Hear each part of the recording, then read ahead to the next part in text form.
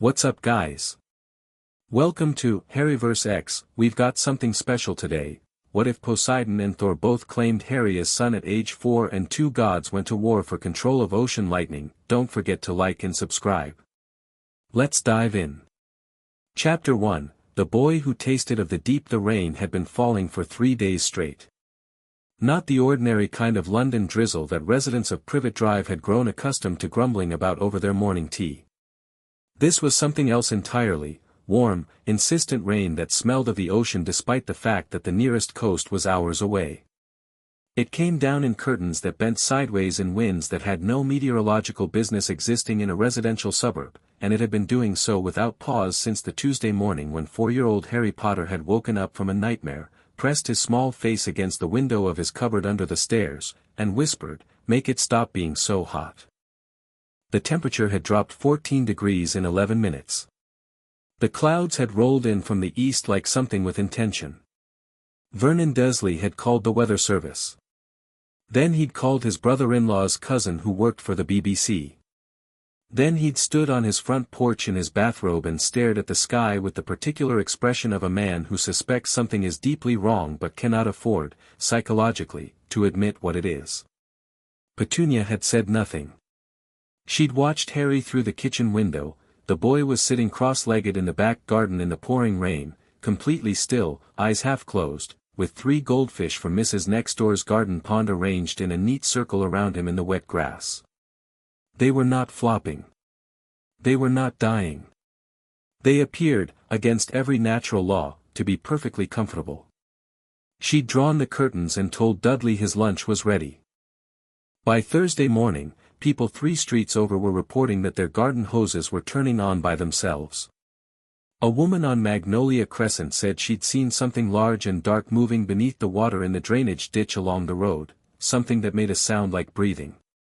2 streets away, a retired marine biologist named Dr. Calloway opened his back door, found a deep-sea anglerfish sitting on his welcome mat, alive and apparently unbothered, and sat down heavily on his doorstep and decided he was overdue for a holiday. Harry, in his cupboard, was dreaming of pressure. Not the unpleasant kind, not the weight of small spaces and Dudley's footsteps overhead and the particular loneliness of being 4 years old and largely invisible. This pressure was different. It was the pressure of fathoms. Of water so deep and dark it stopped being transparent and became something solid, something present, a darkness that wasn't absence but substance. He dreamed of a voice like a tide, not loud, not soft, but inexorable. "There you are," the tide voice said. And beneath that, from somewhere completely different, from a direction that felt more like up than anything else, a direction that crackled and smelled of ozone and metal and something burning clean, another voice. This one was vast in a completely different way, warm where the first was cold, immediate where the first was ancient, and it said the same thing the first voice had said but in a completely different register, with completely different implications. "There you are." Harry opened his eyes. Something was coming.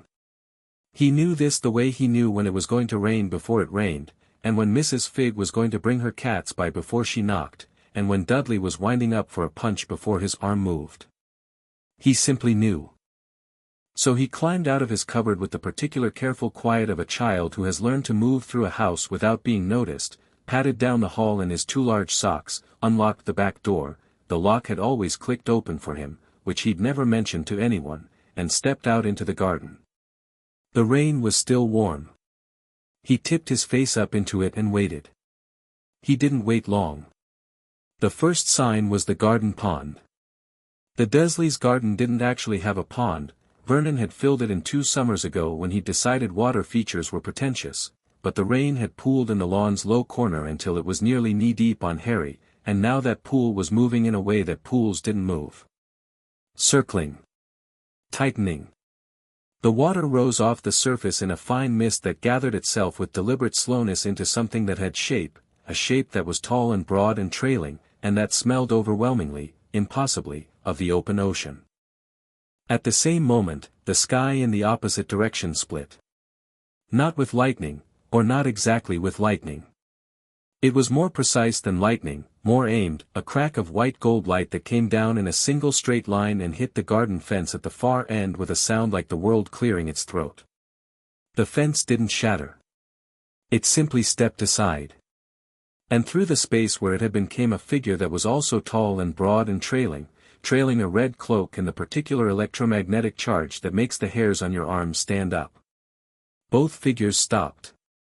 They looked at each other across the small, rain-drenched garden of number 4, Privet Drive, with the expression of two people who have just arrived at the same destination from different directions and found the parking situation extremely inconvenient.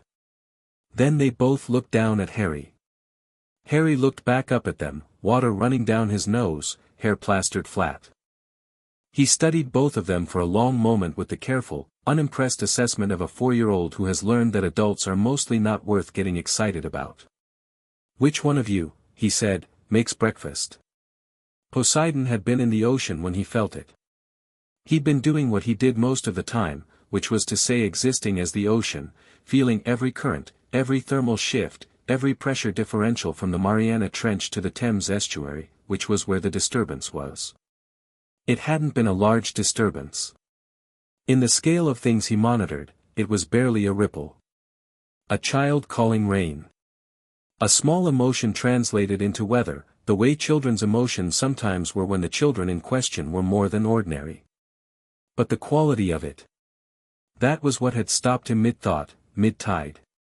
He knew the flavor of power the way a sommelier knows a vintage, by 1,000 nuances too subtle to name individually but too specific to mistake. And this power tasted like his. It tasted like deep water and old things and the particular silence that exists 3 miles below the surface where nothing living should survive but does anyway, defiant and strange and beautiful. It tasted like something he'd made. But he hadn't made it. He was almost completely certain he hadn't made it. He'd arrived in the garden, gathered himself from the pond that wasn't a pond, let the water shape him back into something recognizable as a person rather than a weather system, and found Thor already there. This was, objectively speaking, a disaster. Thor looked the way he always looked, which was to say enormous and infuriatingly cheerful and crackling with energy that had no business being contained in a physical form. He had Mjolnir hanging from his belt and he was looking at the small wet child between them with an expression that Poseidon recognized with a sinking feeling, the expression of a god who has decided something. "Brother," Poseidon said, because they'd been on reasonable terms for several centuries and there was no point abandoning civility immediately. "Sea Lord," Thor said, with the particular tone of someone who is being civil but is also completely unmovable. "Interesting weather." "I noticed it first," Poseidon said. "I arrived simultaneously. You arrived from the sky. You were the second thing to arrive. Things falling from above are, by definition, arriving after the things that are already here from below. The sky is always above. That is not recency. That is geography." Harry was watching this exchange with his head tilted slightly to one side. "I'm still wet," he mentioned. Both gods looked at him. The rain, which had been falling consistently for 72 hours, stopped. Just stopped, between 1 second and the next, as though it had been waiting for someone to notice the child was inconvenienced. Neither god had consciously done that. They both noticed. Neither said anything about it. "What is your name, small one?" Poseidon asked, crouching down to be closer to eye level, which still wasn't very close because crouching still left him at approximately adult standing height. He had the broad, ageless face that deep water had, old in a way that didn't look old, just permanent. His eyes were the color of the sea at its deepest, that non-color that was simultaneously gray and green and black and none of those things. "Harry," Harry said. "Harry Potter. Harry Potter." Poseidon tasted the name. "And how old are you, Harry Potter?" 4. Harry held up 4 fingers. "And a bit." 4, Thor repeated, from above, with something in his voice that Poseidon didn't like at all, warmth, the particular kind of instinctive warmth that large, loud people feel for small, quiet ones. Thor crouched down too, and now there were two enormous divine beings crouching in the rainy grass of a Surrey back garden flanking one small boy, and Harry was looking between them with the composed, assessing expression of a child conducting an interview. "You called this rain, young Harry." "I was hot," Harry said simply. "And the fish?" Poseidon asked, gesturing toward the garden where 3 goldfish were still arranged in their improbable circle. "You called them from the neighboring pond." Harry looked at the fish. "They were lonely," he said, with the complete certainty of a child who knows what he knows. "In that pond. The other fish were mean to them." Thor made a sound that was somewhere between a laugh and something more complicated. "He rescues the outcasts," he said, and there was absolutely nothing appropriate about the fondness in his voice for a child he'd known for 90 seconds. "He calls the deep ocean to a suburban garden," Poseidon said. "He tastes of my bloodline. He tastes of lightning," Thor said flatly. "I know the feeling of a storm-blooded child. I have felt it in my own. Your line is thunder. This child is water. This child stopped the rain without either of us telling him to. That was me, it was not you. Don't lie to the boy." They stared at each other across Harry's head. Harry watched this like a very small spectator at a tennis match, following the argument back and forth with calm, interested eyes. "Both of you are very big," he observed. "Are you giants?" "Gods," Poseidon said. "Oh." Harry processed this. "My Aunt Petunia says there's no such thing as gods." "Your Aunt Petunia," Thor said, with the diplomatic restraint of someone who has been told not to smite civilians, "is welcome to her opinion." The back door opened. Petunia Dursley appeared in the frame, saw what was in her back garden, and performed a facial expression of such extraordinary compression that her entire face appeared to try to collapse inward. Two enormous men, she told herself, they were just men, very large odd men, crouched in her back garden in the rain. One appeared to be soaking wet and trailing seaweed from some inexplicable source. The other had a hammer on his belt and was glowing very slightly. "What?" she said. Poseidon straightened to his full height and turned to face her. His full height, she discovered, was somewhat more than she'd estimated from the doorway. She took a step back. He looked at her with eyes that were old in a way that made her feel very small and very brief, and said, in a voice that had the quality of a tide that intends to come in regardless of what's on the beach, "This child." "He's my nephew," Petunia said, with the automatic defensiveness of someone who doesn't want a thing but won't give it up. "He is more than your nephew," Poseidon said. "He's a perfectly ordinary boy." Thor made a sound that was definitely a laugh this time, quickly suppressed. Harry, at the bottom of this conversation, looked at his aunt with the particular careful blankness he wore around her, the expression of a child who has learned not to want things where she can see him wanting them. "He is under my protection," Poseidon said.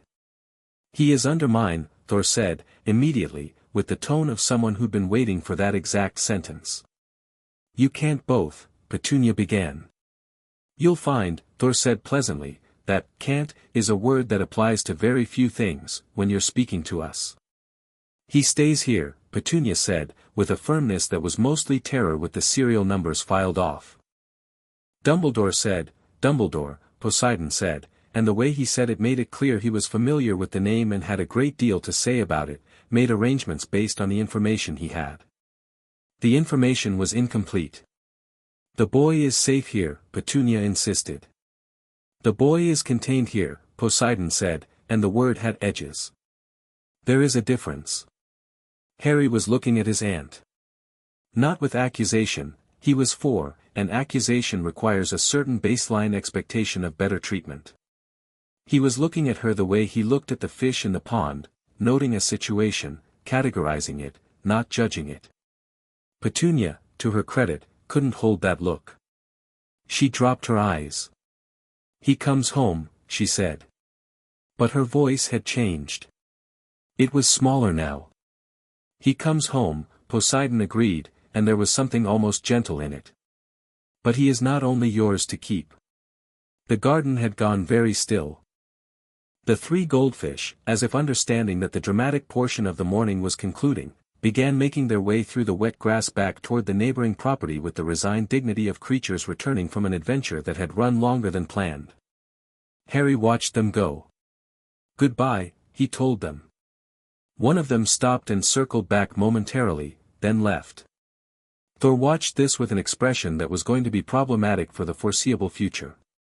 The argument that followed lasted 4 hours, took place partly in the Dursleys' back garden, partly in a dimensional space that opened between the rose bushes and the fence when Poseidon got particularly emphatic, and partly in what appeared to be a conference room that Thor produced from thin air and furnished with a table large enough that the two gods could sit on opposite sides without either feeling the need to start the physical portion of the disagreement. Harry sat in the middle and ate a biscuit he'd found in his pocket and watched them argue. The argument had several phases. Phase 1 was both gods producing evidence of their claim. Poseidon described in considerable technical detail the molecular signature of his divine bloodline and how it expressed itself in the boy's power, and Thor described in equally considerable detail the electric potential he'd felt in Harry's aura from 30 atmospheric layers up, and both descriptions were completely accurate and completely incompatible, which was the problem. Phase 2 was both gods suggesting, with diminishing politeness, that the other was mistaken.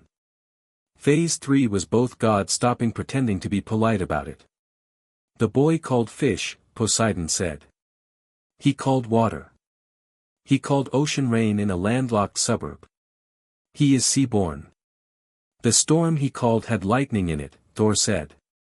You didn't notice because you were already busy calling it yours, but I felt it. Every drop of that rain was charged. He called a lightning storm, Poseidon, not a rain shower. He simply doesn't know that yet. The charge was incidental, the charge was the primary phenomenon. The water came with the lightning. You're describing this backwards. I'm describing it correctly and it's bothering you. Poseidon's eyes, which had been their deep ocean non-color, shifted briefly to something darker. I have fathered demigods for 3,000 years. I know my blood. And I have felt the children of my line since before your ocean was named. Thor's voice had dropped, which somehow made it carry more. I know storm-touched when I stand next to it. He can't be both. And yet.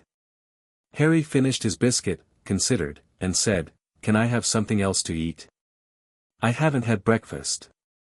Both gods stopped talking. You haven't had breakfast, Thor repeated. Usually I make it myself, Harry said. Aunt Petunia is upset today though. Because of you. Something moved through Thor's face, something complicated and rapid that resolved, poorly, into the expression of a man maintaining composure through main strength. What do you usually make yourself? He asked. Toast, Harry said. Sometimes I burn it because the toaster doesn't work right, but I think I can make it stop burning if I try. He frowned. I haven't tried very hard. Thor looked at Poseidon. Poseidon looked at Thor. They had the shared, uncomfortable experience of two beings who have never in their eternal existences felt this particular combination of outrage and helplessness. The child, Poseidon said, with careful control, makes his own breakfast. Because the toaster doesn't work right, Thor said. Harry looked between them, checking their faces with the quick, practiced read of a child who has learned to gauge adult emotions for self-preservation. Are you angry at me? No, both gods said, simultaneously, with such unified force that the walls of the dimensional conference room flexed slightly. Oh, Harry said, looking more confused than reassured. Poseidon reached into somewhere that wasn't visible and produced a plate of food that was both elaborate and entirely appropriate for a 4-year-old, fruit, warm bread, honey in a small dish, things that were clearly delicious without being overwhelming. He set it in front of Harry. Harry stared at it. Thank you, Harry said, with genuine surprise in his voice that was worse than anything either god had managed to say to the other in 4 hours. Thor stood up. He walked to the far end of the conference room, which had a window onto the between space outside, and stood there for a moment with his back to the room. Poseidon watched him and said nothing, because some things didn't need commentary. We cannot fight about this, Thor said, to the window. "We are already fighting about it," Poseidon said. "I mean, we cannot fight about it that way." He turned back around. "Not in front of him. Not when he stopped, reassembled his expression, and said, "We convene a council. Both pantheons, neutral ground. We present the evidence formally and we determine the truth of his origin." Poseidon was quiet for a moment. He was watching Harry eat, the careful, slightly hurried way he ate, as though meals were events to be completed before they could be taken away. It settled something dark and certain in his chest. "And until the council convenes?" he asked. "He stays here," Thor said. "As agreed with the mortal guardian. But neither of us leaves." "You want to stay?" "In Privet Drive. I want to stay within reaching distance of the child until we know what he is and why. Something is clearly wrong in this house." "Something is clearly wrong," Poseidon agreed. They looked at each other across the table. They'd been enemies, allies, rivals, and everything between for longer than humanity had been writing things down, and they knew each other's faces well enough to read what was under the surface. "1 week, Poseidon said. "I'll call the council for 1 week from today." "Agreed." "And Thor?" "Yes. If you hang that hammer anywhere near my ocean." "I wasn't going to." "You were thinking about it." Thor said nothing, which was a confirmation. The week that followed was, for the residents of Privet Drive, the most deeply strange of their collectively unremarkable lives. The two large men did not, to Vernon's increasingly frantic relief, take up residence in the house. They were simply present, on the street, in the vicinity, at distances that varied but never exceeded the range where they could see the front door. The weather remained unusual. The neighborhood cats had taken to congregating outside number 4 in numbers that Mrs. Fig found gratifying and everyone else found unsettling. Harry, for his part, took the situation with the adaptability of a child who has never been given the luxury of expecting normal. He met Poseidon on the second day, properly, not in the confrontation of the garden but in the early morning, before the Dursleys were awake, when Harry had come outside in his 2 large pajamas to watch the rain puddles in the street. Poseidon was already there, sitting on the garden wall with the effortless stillness of water that isn't moving but could, at any moment. "You came back," Harry said. "I said I would be near," Poseidon said. Harry accepted this. He looked at the puddle nearest to him, and the puddle looked back, not with eyes, not with anything you could point to, but with the quality of paying attention. Harry held his hand out over it, not touching, and something in the water rose toward his palm, a thin column of moisture that stretched upward against gravity without breaking. He made a small sound of satisfaction, like someone testing a skill they're pleased to find working. "How do you do that?" Poseidon asked, quietly, as though afraid that asking would make it stop. Harry thought about it. "It's like..." He frowned. "It feels like the water is already trying to come to me. I just, let it." "Yes," Poseidon said, and the word had the quality of something recognized. "Yes. That's exactly what it is." "Is that why you think I'm yours?" Harry asked. He looked up at Poseidon directly, with those eyes that were too old for his face. They'd been too old since birth, those eyes, green as shallow water over sand, lit from somewhere inside. Poseidon was quiet for a moment. "It is one reason," he said. "What's the other reason?" "You taste of the deep," Poseidon said simply. "I know that taste." Harry considered this. "I don't know what that means." "You will." "Thor thinks I'm his," Harry said, without accusation or anxiety. "Just cataloging facts." "Thor feels things strongly," Poseidon said, which was as diplomatic as he could manage. "I like him," Harry said. "He laughs loud." "Uncle Vernon laughs loud too, but it's different. Thor's laugh sounds like it means it." Poseidon said nothing to this, but something in his expression shifted, not softened exactly, but deepened. "Do you laugh?" Harry asked him. "I have been known to," Poseidon said carefully. "What at?" Storms. Sometimes. The surprising ones. He paused. Sea creatures, occasionally. They are funnier than people expect. Harry smiled, and it transformed his face so completely that Poseidon had to look away for a moment, back at the grey London street, because something about the smile was a gut punch from an unexpected direction. Yeah, Harry said. The fish in Mrs. Fig's pond are funny. There's one that does the same circle over and over. I think it forgot where it was going. Fish do that, Poseidon confirmed. Maybe I should tell it. Fish are not greatly improved by direction. They have strong opinions about their own routes. Harry laughed, a real one, small and surprised and genuine, and Poseidon thought, there it is. The thing that had drawn him from 3 miles under the Atlantic to a back garden in Surrey. Not just the power. The person inside the power, already distinct and clear and oddly, fiercely present for something only 4 years old.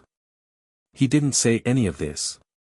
He sat on the garden wall and watched Harry commune with the rain puddle, and felt the ancient, complicated machinery of something he hadn't felt in a very long time begin to turn over. Thor's version of the week was less philosophical and more logistical.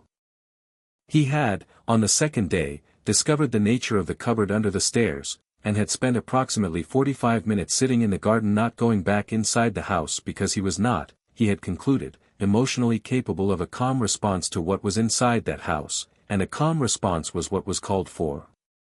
He'd talked to Sif the night before, called her through the ether, the way they communicated across realms, her voice coming through with the warm, dry precision that he'd been in love with for centuries. He'd described the situation. She'd been quiet for a moment and then said, "How old?" 4. Another pause. "Bring him somewhere good, Thor. There's a complication." "Yes, you mentioned Poseidon. I said bring him somewhere good. Figure out the complication after." "It's not that simple, you're describing a child in a cupboard," Sif said, with a quietness that was worse than anger. "How is it complicated?" He didn't have an answer for that. He had the answer he'd been using, which was protocol and the council and Dumbledore's wards, but those were logistics, and Sif was asking something else. On the 4th day, Thor found Harry in the kitchen, standing on a step stool trying to reach the cereal on the top shelf, while the sounds of Dudley's morning tantrum filtered through from the next room. Harry was stretching, just barely missing the box, stretching again, with the patient persistence of someone who expects to get there eventually. Thor plucked the cereal off the shelf and handed it down to him. Harry accepted it without surprise. "Thank you," he said. "Do you always eat alone?" Thor asked. "Mostly," Harry said. He got down from the step stool and found a bowl. Thor watched him pour the cereal, find the milk, pour that too. Precise, practiced. The movements of someone who has been self-sufficient in very small ways for long enough that the small ways had stacked up into something larger. "What would you like to do today?" Thor asked. "If you could do anything." Harry looked at him, checking for the catch in the offer. Finding none. "Go to the park," he said. "The big one, not the one on this street. The big one has a pond." "Then let's go to the big one," Thor said. They went. It was a 15-minute walk, and Thor attracted stares the whole way. He'd made some attempt at ordinary clothes but they sat on him with the conviction of a costume, and Harry walked beside him with his hands in his pockets, pointing out things of interest in the unremarkable Surrey streets with the narration of a small, serious tour guide. "That house has a dog," Harry said. "He barks a lot but he's scared of the postman, which I think is embarrassing for him." "Dogs have complicated feelings about territory," Thor said. "That lady always hangs her washing out even when it's going to rain. Mrs. Fig says she's optimistic. I think she just doesn't notice." Optimism and inattention are, in practice, very similar. Harry looked up at him sideways. "You talk like books," he said. "I am very old," Thor said. "Very old things talk like books." "Poseidon talks like the sea," Harry said. Sort of, slow at the top, but you can tell it goes very deep. Thor looked down at him. You are remarkably perceptive for 4, he said. 4 and a bit, Harry corrected. At the pond in the park, Harry sat on the edge and trailed his hand in the water, and the ducks came.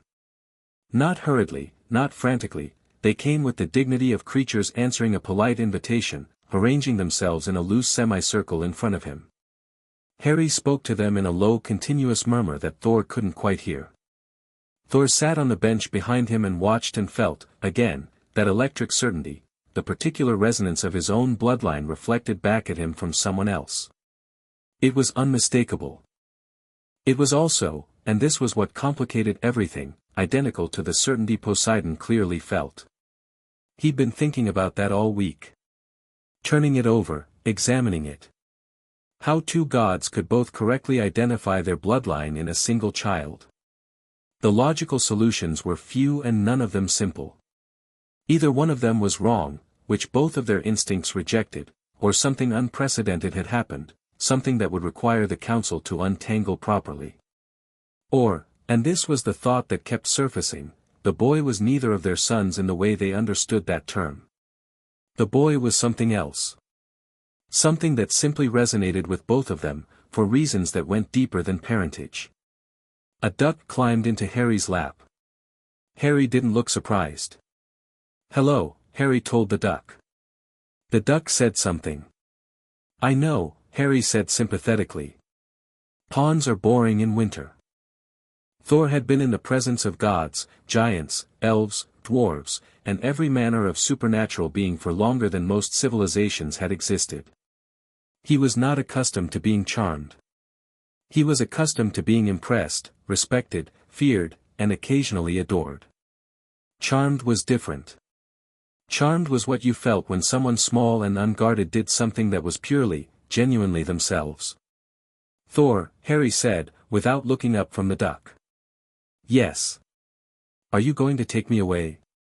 Thor was quiet for a moment. Would you want to go? Harry was quiet for longer. I don't know, he said finally, with the honesty of a child who hasn't yet learned to pretend his wants are simpler than they are. I've never been anywhere. There are places worth seeing, Thor said. What's the best one? Thor thought about it properly, not the diplomatic answer, but the true one. There is a place in Asgard, he said, where the sky does the thing the Midgardians call the Northern Lights.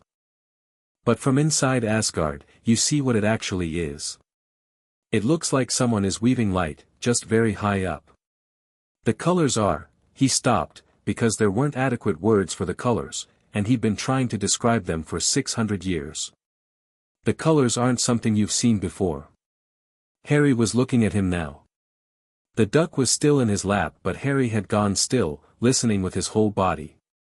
And Poseidon's place, he asked. I haven't been, Thor said, which was true and also slightly territorial in implication. I want to see them both, Harry said simply. If I could. Something shifted in Thor's strategy, in the whole shape of what he'd been planning for the council. It wasn't a large shift, it was more like the moment before a course correction when you realize the destination has changed slightly. Not a different journey. A different arrival. You know, Thor said, I think you might. Harry's duck quacked once, and hopped back into the pond, and rejoined its companions with the manner of something returning from an important appointment, and Harry watched it go with a small, private smile, and Thor thought about what Sif had said. Bring him somewhere good. Maybe the question wasn't which god had the greater claim. Maybe the question was simpler. Maybe it was the same question Harry had asked in the garden on the first morning, standing wet in the rain between 2 deities, looking at both of them with clear green eyes and no fear whatsoever. Which one of you makes breakfast? On the 6th day, Poseidon and Thor crossed paths in the street outside number 4 at dawn. The street was empty. The sky was doing something complicated, half clear, half overcast, the light caught between rain and sun, which was, some distant part of Poseidon's processing noted, a fairly accurate atmospheric description of the week. He asked me today, Poseidon said, without preamble, what happens at the council. What did you tell him? That both of us would explain our claim and the gods would judge. Did you tell him he would be there? I didn't know whether to. Poseidon looked at the house. He isn't afraid, he said. Of any of it. Not the storm, not me, not you, not the concept of being claimed by gods.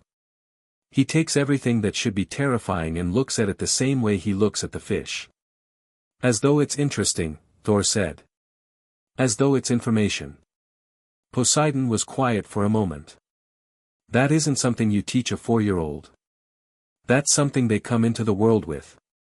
Or something they learn when they have to. The thought landed badly. They let it sit there in the early morning light, the unpleasant truth of what that kind of unflappable composure in a 4-year-old might mean about how he'd spent his 4 years. He asked me yesterday, Thor said, what the council would decide. I told him we'd find out. He said, he stopped. What? Thor's jaw shifted. He said, I hope they let me stay at both places. Not which one, both. He's 4 and he's already thinking about solutions neither of us offered him. Poseidon absorbed this. The lightning sky reflected in his eyes and he stared at the house for a long moment and then he said something he clearly hadn't intended to say. He made me laugh yesterday. Thor looked at him. About the fish, Poseidon said, with careful dignity. The repetitive one. He does an impression of it. A sound escaped Thor that might have been a laugh. Poseidon looked at him with precise, measured offense. It was involuntary, he said. Of course, Thor said, in a tone that fully acknowledged it wasn't. Tomorrow was the council. Tomorrow, both pantheons would convene in the space between worlds, and arguments would be made, and divine judgment would be passed, and the question of Harry Potter would theoretically be resolved. Neither of them believed it would be that simple.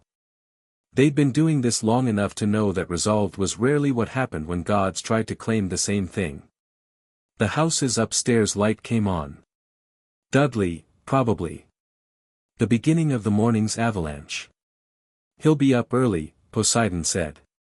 Before the others. He always is, Thor said. Make sure he eats something before we go, Poseidon said.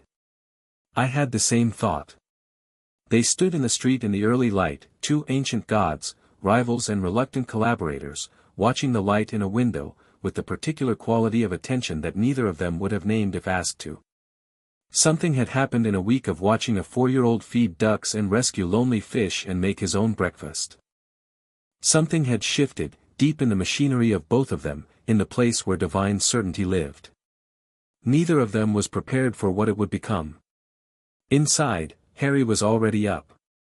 He was sitting in his cupboard, cross-legged, with one hand pressed flat against the wall, feeling, without knowing what he was feeling for, 2 distinct presences outside. One deep and patient as water. One warm and electric as a gathering storm. He could feel them both the same way he could feel rain before it fell. They were out there, and they would be there when he woke up, and tomorrow they were going somewhere he'd never been. He pressed his hand against the cupboard wall, and the little pool of condensation on the wood surface moved under his palm, and somewhere very far up in the atmosphere a thread of static electricity traced a shape that might have been, if you were looking from the right angle, a small hand. He didn't know what he was. He didn't know what the council would find, or what it would mean, or which name would be written next to his in whatever book the gods wrote names in. But for the first time in 4 years, there were 2 people, 2 somethings, who had come to him, specifically, on purpose. Who knew where he slept and came back anyway. Harry Potter lay down in his cupboard under the stairs and slept like something finally at rest. Outside, it did not rain. Chapter 2, 2 Thrones, 1 Child. The between space had no official name. It existed in the margin where the 9 realms of Asgard's cosmology brushed up against the older geography of Olympus, not touching, never quite touching, but close enough that the air in that margin had a particular quality, like the moment before 2 weather systems collide when neither has committed yet to what the result will be. The Asgardians called it the seam. The Olympians called it the threshold. Most beings who stumbled into it by accident called it nothing, because most beings who stumbled into it by accident didn't come back out with enough coherence to name things. It was, by any measure, not a place you brought a child. Harry pressed his face against the air of it like he was pressing his face against a window, and said, "It smells like before a storm." "That's the Asgardian side," Thor said. "And that part," Harry turned, pointing at the section of air that had no color that existed anywhere else, the deep not deep that shifted when you looked directly at it. "That smells like the big pond in the park. The one that goes down further than you can see." "That's the Olympian boundary," Poseidon said, with the particular tone of a person who is extremely used to oceans and still finds this one noteworthy. Harry walked directly toward the Olympian boundary. "Perhaps," Poseidon began. Harry put his hand into the deep not deep color and it rippled outward from his fingers in concentric rings, the way a pond rings when you drop something into it, and then it stilled and pulled slightly toward his palm like it was considering following him back. Harry pulled his hand out and shook it. His fingers were dry but they smelled overwhelmingly of the open Atlantic. "Cool," he said, and walked toward the Asgardian side instead. Thor watched him close the distance toward a wall of air that tended to give most beings a low-grade, continuous electrical charge that they later described as deeply unpleasant. Harry walked into it and the electricity simply, redirected, like water finding the path of least resistance, curling around him in threads of gold-white light without quite touching his skin. He stopped in the middle of it and looked at his arms, where the light was tracing shapes. "It's drawing on me," he said, fascinated, not afraid. "That is," Thor stopped. Restarted. "That is not something it typically does." "It tickles," Harry reported. He walked back out of the Asgardian field, back to the middle of the seam where the two influences were balanced and neutral, and stood there with electricity still fading from his arms and the smell of the Atlantic still on his fingers, and looked at both gods with those green eyes that had too much depth in them for a face that small. "Whose side are we on?" he asked. Poseidon and Thor looked at each other over his head. "Neither," Poseidon said. "This ground is neutral." "Then whose is the meeting?" Harry asked. "Both," Thor said. Harry accepted this, turned in a slow circle taking in the vast, directionless expanse of the seam. It had no ceiling, no floor you could point to, no walls, only the sense of boundary in two directions and open space in all the others, and then found a rock that had no right being there and sat on it. "Are they coming here?" he asked. "Yes," both gods said, and then exchanged a glance because both had said it at the same moment in exactly the same tone, which was the tone of people who are bracing for something. They were already coming. The Olympians arrived first, which was a function of geography and also of personality. Olympians, as a general rule, did not like to be second to anything. They came through the boundary from the south side of the seam in a procession that managed to be simultaneously formal and chaotic, the way family gatherings always are when the family in question has been arguing for several millennia and everyone has strong opinions about the seating arrangement. Zeus arrived at the front because Zeus always arrived at the front, and he was exactly what you'd expect from a god who'd had several thousand years to develop an entrance and the temperament to use it. He was enormous in the way that old mountains are enormous, not taller than the space, but filling it differently than other things filled it, pressing against the air around him. He had the kind of beard that suggested it had opinions. He looked at Harry immediately, the way predators look at movement, and Harry looked back at him without blinking. Hera walked at his side with the particular bearing of a woman who has decided that her husband's dramatic entrances are no longer worth commenting on but reserves the right to comment on them later. Her gaze swept the seam, catalogued Zeus, Thor, Poseidon, the space itself, and then landed on Harry with a precision that was different from Zeus's. Not predatory. Evaluative, in the way of someone who has centuries of experience determining whether a claim is legitimate. Behind them came the others, Athena with a scroll she was still reading, Hermes already grinning at something no one else had noticed yet, Apollo with his ridiculous hair, and Artemis walking slightly apart from her brother with the expression of someone who has been to enough of these councils to know how they usually end and is quietly reserving judgment. Behind all of them, Ares arrived last, which in a procession of gods was either an insult or a strategy, and with Ares it was usually both. He was dressed for war in the way that some people are dressed for war all the time, the armor present even when absent, the readiness sitting in the line of his shoulders. He looked at Harry with an expression that took Harry's presence in, calculated it, and filed it away. Then he looked at Poseidon and then at Thor, and a very small smile went across his face so quickly it might not have happened. The Asgardians came through the north boundary in a group that moved like a weather system, Odin at the center, which was unusual because Odin usually contrived to be at the edge of things where he could watch them. He had both ravens, which meant he was taking this seriously. He had his staff. He had the one eye, which was looking at Harry with an attention that felt like being surveilled by something much older than it appeared. Frigga walked beside him, which was its own statement.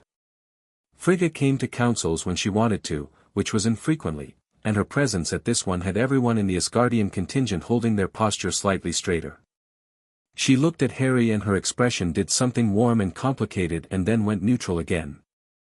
Loki came in sideways, which was his way of entering spaces, not through either boundary, exactly, but from a direction that nobody had been watching, materializing at the edge of the assembly with his hands in his pockets and an expression of studied boredom that was 9/10 performance and 1/10 genuine.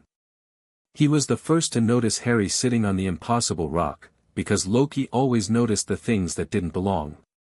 His eyes went to the boy and stayed there. Harry was watching all of them arrive with the expression he used for new information, taking it in, sorting it, not reacting. "There are a lot of you," he observed to no one in particular. Hermes, closest to him, looked delighted. "There really are," he agreed. "Are you all going to argue?" Harry asked. "Almost certainly," Hermes said. "About me?" "Also almost certainly." Harry nodded thoughtfully. "Okay," he said, as though this were a reasonable thing that happened at reasonable intervals and he was prepared to wait it out. Loki, from across the assembly, was watching this exchange with his head tilted slightly, the performed boredom dropping just a fraction. Zeus called the council to order with the manner of someone accustomed to calling things to order and finding it somewhat beneath him. He stood at the conceptual center of the seam. There was no table, no formal arrangement, but somehow there was a center, and Zeus occupied it, and looked from Poseidon to Thor with the expression of someone who has been brought in to resolve a dispute that he privately finds tedious but publicly recognizes as significant. "State your claims," he said. Poseidon went first, because he'd gotten there second, and in his experience going first at things you arrived to second was a way of reclaiming lost ground. He spoke for a while, precisely, without flourish, laying out the evidence of Harry's power in the methodical way of someone who has been building a case for a week. The water calling. The fish. The molecular signature of Olympian divine lineage. The way the boy's power felt at its root, at its foundation, which was not electric but oceanic. He finished. He did not look at Thor while he spoke. He looked at Zeus, which was correct form, and at Athena, who was the one actually taking notes, and occasionally at Harry, who was listening to his own biography with the expression of someone hearing a story about a stranger. Thor presented his case without the same structure but with more force, not because his evidence was stronger but because Thor's relationship with argument was more physical, more full-body. He described the lightning in the storm. The electrical potential he'd felt from the upper atmosphere. The way the static had moved around Harry in the seam, not as something foreign encountering a conductor but as something recognizing a source. He described the moment in the park, which he hadn't planned to include, when Harry had spoken to the ducks and the air around him had been continuously, faintly electric in a way that had nothing to do with atmospheric conditions. He sat down. The assembly was quiet. Athena looked up from her scroll.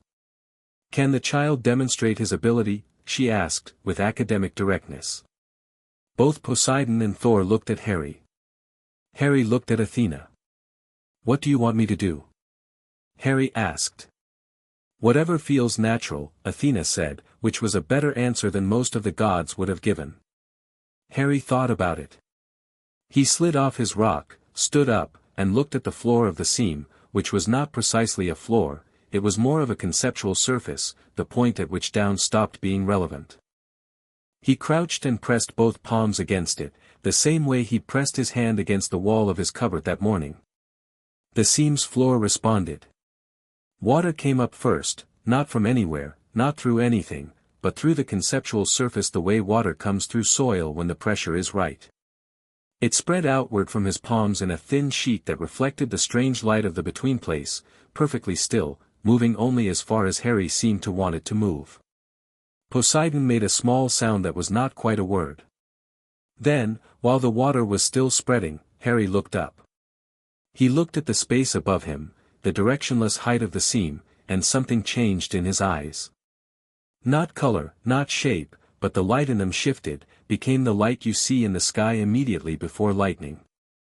The water sheet on the floor began to hum, a vibration in the molecular structure of it that was not temperature, was not movement, was electricity passing through water, and the surface of it began to phosphoresce. Bioluminescent water, sparking with its own internal lightning, spreading across the floor of the space between worlds. It was extraordinarily beautiful. It was also, from a metaphysical standpoint, completely impossible. Every god in the assembly was utterly silent. Harry sat back on his heels and the water stilled and the light faded gradually and he wiped his palms on his trousers. Like that? He asked Athena. Like that, Athena said faintly. Loki had uncrossed his arms. His hands were loose at his sides and he was looking at Harry with an expression that was no longer performed anything, it was just open, direct attention, the face of someone watching something they weren't prepared for and are recalibrating around in real time. Odin's raven, the left one, Mundane, had flown down and was walking around the edge of the still damp patch on the seam floor, examining it closely. Harry watched the raven. The raven looked up at him. Harry held out his hand and Mundane stepped onto it with the gravity of a creature taking a meeting. Odin, who had not spoken since arriving, made a sound low in his chest. Enough, Zeus said, not with the dismissiveness of someone shutting down something boring, but with the tone of a man who has seen something he needs to think about and would prefer to do so before he says anything else. We'll deliberate. The child remains in the assembly? Hera asked. Where else would he go? Zeus said. Which wasn't really an answer, but no one pressed it. Harry was still holding the raven. He and Mundane were conducting what appeared to be a detailed silent conversation that the raven was winning on points. The deliberation lasted 4 hours. Harry spent those 4 hours in a section of the seam with Mundane, Hermes, and Loki, which was not the combination any of the senior gods had intended but was the combination that had evolved naturally from the fact that Hermes was drawn to interesting things like a magnet, Mundane refused to leave Harry's immediate area, and Loki had simply migrated from the edge of the deliberation to the edge of Harry's section without asking anyone's permission. Do you know what they're arguing about? Hermes asked Harry, settled cross-legged on a piece of nothing with the comfort of someone who has been sitting on nothing for centuries. Me, Harry said. Beyond that. Harry scratched Mundane behind his feathers, which the raven permitted with the dignity of a creature condescending to pleasure. They don't know where my power comes from, he said. They keep saying I taste like both of them and that doesn't make sense to them. Does it make sense to you? Loki asked. Harry looked at him. He'd been wary of Loki initially, the sly quality of him, the sideways arrival, the eyes that always seemed to be running 3 calculations behind whatever his face was showing. But there was something else there too, something Harry had recognized in the first 20 minutes, the precise, careful way Loki watched things that he found genuinely interesting. It was the same way Harry watched things. I don't know what I taste like, Harry said reasonably. I've never tasted myself. Loki made a sound that was a real laugh, briefly, before he caught it. Fair point, Hermes conceded. I just know what I can do, Harry said. The water comes when I want it. And the lightning, he stopped. His brow furrowed. It's not exactly lightning. It's more like, the feeling before lightning. The wanting to happen part. The potential, Loki said.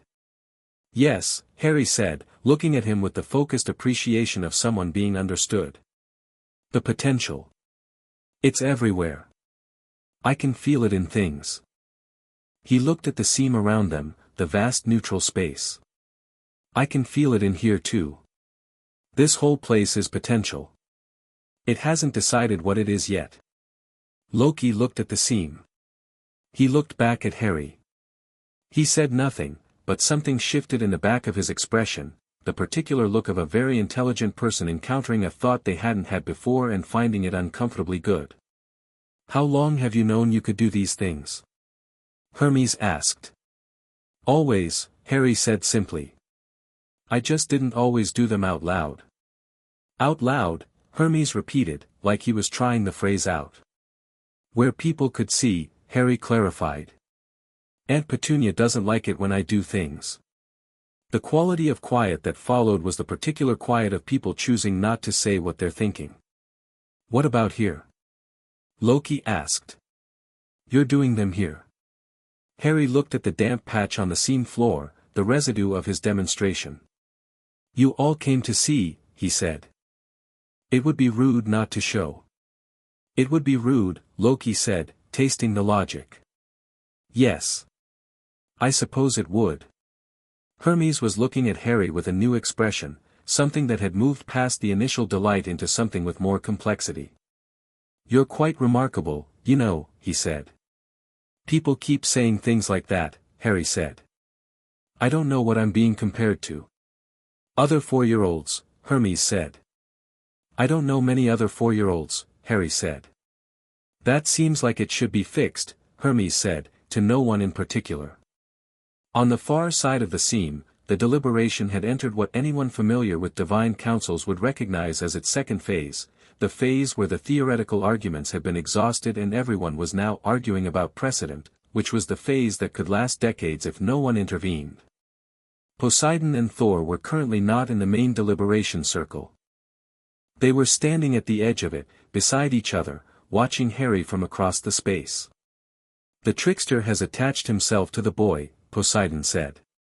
Loki finds interesting things irresistible, Thor said. It isn't necessarily a threat. It isn't necessarily not one. Loki has caused me a great deal of grief over the centuries, Thor said, but he's never harmed a child. There's a first time for everything, with Loki. He's making the boy laugh, Thor said. Poseidon looked. Harry was indeed laughing, properly, fully, the laugh of a child who has found something genuinely funny rather than the careful, checked laughter he produced in Privet Drive. Loki had apparently done something with his hands that produced a small illusion, a fish the size of a thumbnail executing the repetitive circuit Harry had described to Poseidon on the second day. Harry was watching it with undisguised delight. He told Loki about the fish, Poseidon said. He tells everyone about the fish, Thor said, with the resigned warmth of a parent whose child has one current obsessive interest. He stopped, registered what he'd said, and said nothing further. Poseidon let it sit for a moment. He told me about the fish, he said, more quietly, on the second morning. He was watching the puddle. He laughed. Thursday, Thor said. He laughed at me about the dog with the complex feelings about territory. He's been telling everyone about the fish, Poseidon said, and the way he said it contained about 15 things he wasn't directly articulating. Yes, Thor said. They stood in silence for a while, watching Harry interrogate Loki about illusions with the focused enthusiasm of someone cataloging a new skill for possible personal use. The council won't resolve this today, Poseidon said. They've been going in circles for 2 hours. They'll go in circles for another 2 and then Zeus will make a ruling that satisfies no one, Thor said. That's how these go. What will he rule? Shared custody, most likely. Alternating periods. A formal schedule. Poseidon was quiet. He's 4, he said, with an undercurrent. I know. He doesn't need a schedule. He needs a. Poseidon stopped. Recalibrated. Finished the sentence elsewhere than where it had been going. He needs consistency. Consistency, Thor agreed, with the awareness of 2 people dancing around the same word neither is ready to use. The Desley house, Poseidon said. Yes, Thor said, flatly. He can't stay there indefinitely. No. Whatever the council decides today, he's not going back to the cupboard, Thor said, with a quiet certainty that was more absolute than any volume could have made it. Poseidon looked at him. Thor looked back. There were centuries of rivalry in that look, and the beginning, neither would have admitted, of something else, the grudging, inconvenient recognition of common ground. No, Poseidon agreed. He's not. Zeus's ruling came in the late afternoon of the seem's strange, sourceless light.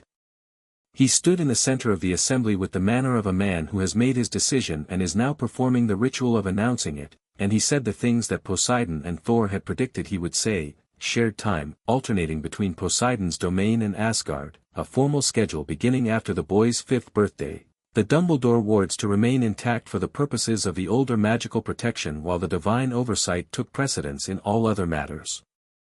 He said them clearly, with the authority of the sky itself behind each word, and the assembly listened, and Poseidon and Thor listened, and Harry listened from across the seam where he was sitting with Loki and Hermes. Then Zeus said, "The question of parentage remains formally open. Pending further evidence, both claims are recognized as provisional." Poseidon said, "Accepted," with the tone of a man accepting something while reserving the right to revisit it. Thor said, "Accepted," with the same tone. Harry said, loudly and clearly from across the space, "What if neither of you is right?" Every divine head in the assembly turned toward him. Harry, under the weight of approximately 30 immortal gazes, looked entirely undisturbed. He was still holding Mun-in, who had declined to return to Odin and was treating Harry's shoulder as a permanent installation. He looked at Zeus directly and said it again, "What if neither of them is my dad? What if I'm just, me?" The silence had a very specific quality. "That's not how this works," Zeus said, slowly. "Why not?" Harry asked. Not argumentative, genuinely asking. "Both of them say I taste like them. But nobody asked what I taste like to myself." Loki made a very small sound. Hermes' mouth pressed together. "He's 4, Zeus said, to the assembly, in the tone of someone reminding everyone of an important fact.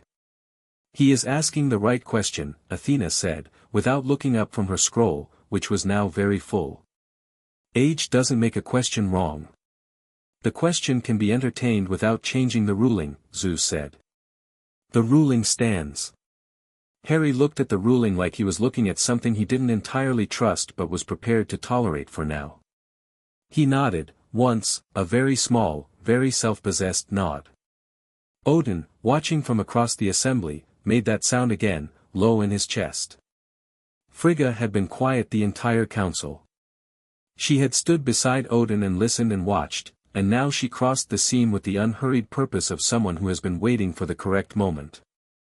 She walked directly to Harry, which no one in the assembly missed and several people reacted to in their peripheral vision. She crouched in front of him, the way Poseidon had crouched in the garden, but differently, with the ease of someone for whom this was a natural position rather than an accommodation. "I'm Frigga," she said. "I know," Harry said. "Thor talked about you." Something lit in her eyes briefly. "Did he?" "He said you would come to the council if it mattered," Harry said. "I think that was a compliment." "It was," Frigga said. "Harry. What you said just now, to Zeus."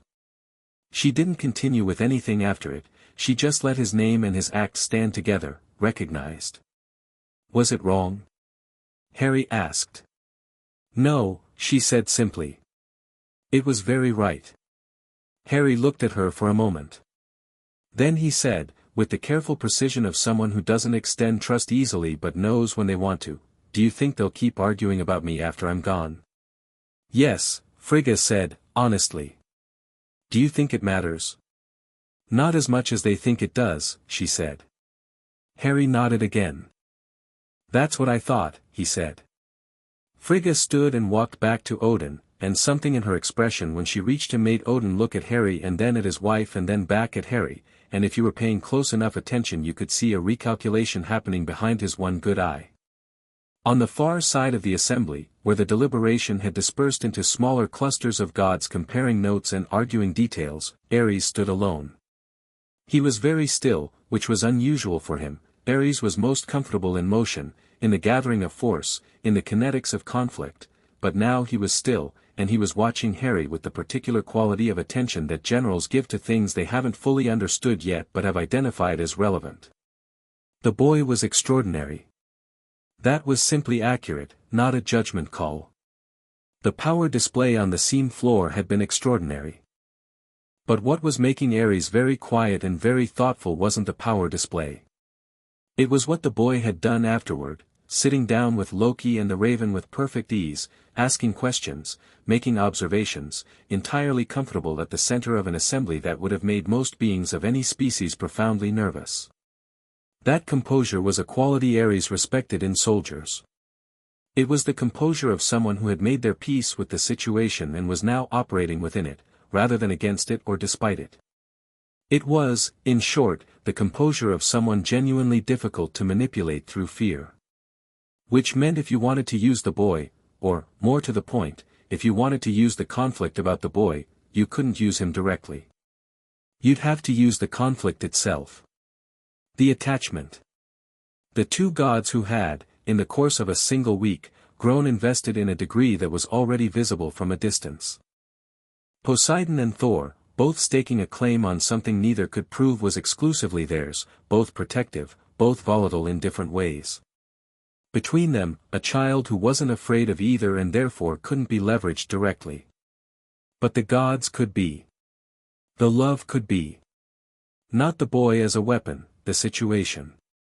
Ares looked at the seam, at the space between pantheons, at the boundary where Olympian geometry met Asgardian cosmology and the rules of both applied imperfectly. He looked at the cracks. Every boundary had cracks. And every crack, with the right pressure applied at the right angle, could be made into a fracture. He needed this conflict to escalate. Not resolve, escalate. The council's tidy ruling, the diplomatic shared custody, the provisional parentage and careful scheduling, that was the worst possible outcome from his perspective. That was two pantheons pulling in the same direction, even temporarily, and two pantheons pulling in the same direction were two pantheons not fighting each other, and two pantheons not fighting each other had significantly less use for a god of war. He needed them to go back to being enemies. He needed something that looked like betrayal, felt like aggression, couldn't be explained away. He needed one of them to make a move that the other couldn't forgive. All Ares had to do was arrange it. He turned away from the assembly with the calm of a man who has found his strategy and is in no hurry, because patience was not typically associated with war, but Ares had survived long enough to know that the best conflicts weren't started impulsively, they were constructed carefully, over time, from materials that already wanted to burn. He walked back through the Olympian boundary and disappeared. No one noticed him go except Loki, who noticed everything. Loki filed it away, said nothing, and looked back at Harry. The small illusion of the repetitive fish was still circling in the air between them, smaller now, a thumbnail-sized loop of warm light, and Harry was watching it with the same attention he'd given the real fish in Mrs. Fig's pond. Loki, Harry said. Yes. The man who left. The big one with the armor. Ares, Loki said. He was looking at me for a long time, Harry said. But he wasn't looking at me the way the others were. How was he looking at you? Harry thought about it. His brow furrowed, that crease between his eyes that meant he was reaching for the right words for something he'd felt rather than seen. Like I was a door, he said finally. But he wasn't looking at me. He was looking at what was on the other side. Loki was very quiet for a moment. The illusion fish continued its loop. You noticed that, Loki said. It felt important, Harry said. It is, Loki said, with a flatness that was its own kind of emphasis. He looked in the direction Ares had gone, then back at Harry. You should mention it to Thor. Or Poseidon. Either of them. Will they listen? Thor will be angry first and listen second, but yes, Loki said. Poseidon will listen immediately and then be quietly furious, which is somehow worse. Harry nodded, storing this information in whatever internal system he was using to map these gods, their relationships, their textures. Loki, he said again. Still yes. What do you think? I am more actions request aborted. Write the next chapter now. Chapter 3, The Storm That Remembers the Sanctuary was Poseidon's idea and Thor's architecture, which meant it was beautiful in a way that couldn't quite decide what it wanted to be. It sat at the edge of a coastal cliff somewhere off the western shore of Scotland, where the Atlantic came in hard and grey and magnificent and the wind had opinions about everything. The structure itself was stone and timber, low and solid the way things built for weather needed to be, with windows that faced the ocean on 3 sides and a hearth large enough to stand in. Thor had added the lightning rods, 4 of them, ornamental but functional, copper bright against the grey sky, and Poseidon had done something to the cliff beneath that anchored it to the bedrock with the particular permanence of things that have been decided by the ocean. It was, objectively speaking, a remarkable place to be 5 years old. Harry had been 5 for exactly 3 days when he left it. Not dramatically, no rope ladder out a window, no clever distraction, none of the theatrics that the word escape suggests. He simply walked out the front door at dawn while the Wardstones Poseidon had set along the path were still cycling through their morning calibration, stepped onto the cliff path heading south, and kept walking with his hands in the pockets of his too large coat and his breath making small clouds in the cold morning air. He had a reason. He'd heard something in the night. It had come in through the windows the way sound carries over water, distant but specific, with the particular quality of something that was trying not to be heard and failing because the person listening was paying very close attention. It was the sound of conflict. Metal on metal, briefly, and then something else, a bass resonance that wasn't thunder but was made by something that understood thunder, and under both of those things, a lower sound entirely, the frequency of water under pressure, of ocean being used in a direction it didn't want to go. Harry had lain in his bed listening to this for about 40 seconds before getting up. He'd been at the sanctuary for a week. In that week he had learned the cliff path thoroughly, every turn, every place where the stone went slick with spray, every gap in the gorse where the wind came through sideways, because learning the geography of places he lived in was something he'd done since he could walk. The Desley house had taken him 2 days. The sanctuary took 4, the extra time accounted for by the cliff, which had moods. The path curved south and down, dropping from the high cliff to a lower section of coast where a shingle beach stretched for a quarter mile before running into a stack of rocks that jutted into the sea. The sound was coming from beyond the rocks. He rounded the stack at a jog. The beach on the other side was wider, more sheltered, and currently occupied by a conflict that had the quality of something that had been going on for long enough that both sides were past strategy and into commitment. On one side of the beach, 6 figures in Asgardian armor, heavy, ornate, the kind of armor that said I came prepared for something significant, were arranged in a defensive line, weapons drawn, with the specific rigid posture of people holding a position they know is deteriorating. 2 of them had the half-crouched stance of fighters who'd taken recent hits. The sand around them was scorched.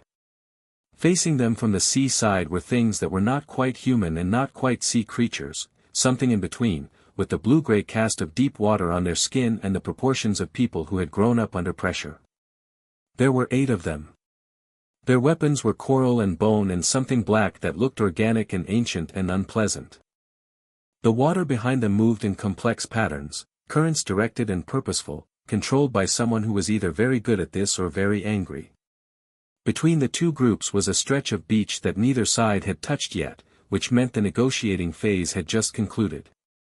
Harry walked onto it. Both sides registered him at the same moment. The 6 Asgardians in their line reacted with the instinct of trained warriors encountering a civilian in a combat zone. The nearest one took a step toward him with an arm out, the protective reflex. The sea beings registered him differently. Something passed through their line, a ripple of recognition, involuntary, the way living things react to the presence of something in the same bloodline. "Move the child back," said the lead Asgardian, a woman with a scar across her jaw and the tone of someone accustomed to commands being followed. She was looking at Harry without looking away from the sea beings, the professional multitasking of a soldier maintaining situational awareness. "Who are you?" Harry asked her. Rhoda, she said. Valkyrie, first cohort. Child, this is not a place for, what are you arguing about? Harry asked. We're not arguing, you were before, Harry said. I heard metal. That's the end of an argument. Rhoda stared at him. Across the neutral stretch of beach, the lead sea being, taller than the others, with the authority of someone who was here on explicit instruction from someone more senior, was watching Harry with those deep-pressure eyes. Child of the deep, the sea being said. Not a greeting exactly. More like a verification. I live up the cliff, Harry said, pointing back the way he'd come. He looked at the sea being's group, then at Rhoda's group, then at the beach between them. What happened here? The sea king crossed the boundary, Rhoda said. This coast is under Asgardian protection while the Seam Treaty holds. They crossed it. We responded. Lord Triton sent us, the lead sea being said, with the particular dignity of someone stating a mandate. These waters are Poseidon's. The Asgardian claim is recent and informal and does not supersede the prior covenant of the sea. We were here first tonight, Rhoda said, her voice going flat. Protecting the child. That supersedes everything. The child is Poseidon's. Our presence protects him equally. The child, Harry said, is standing right here.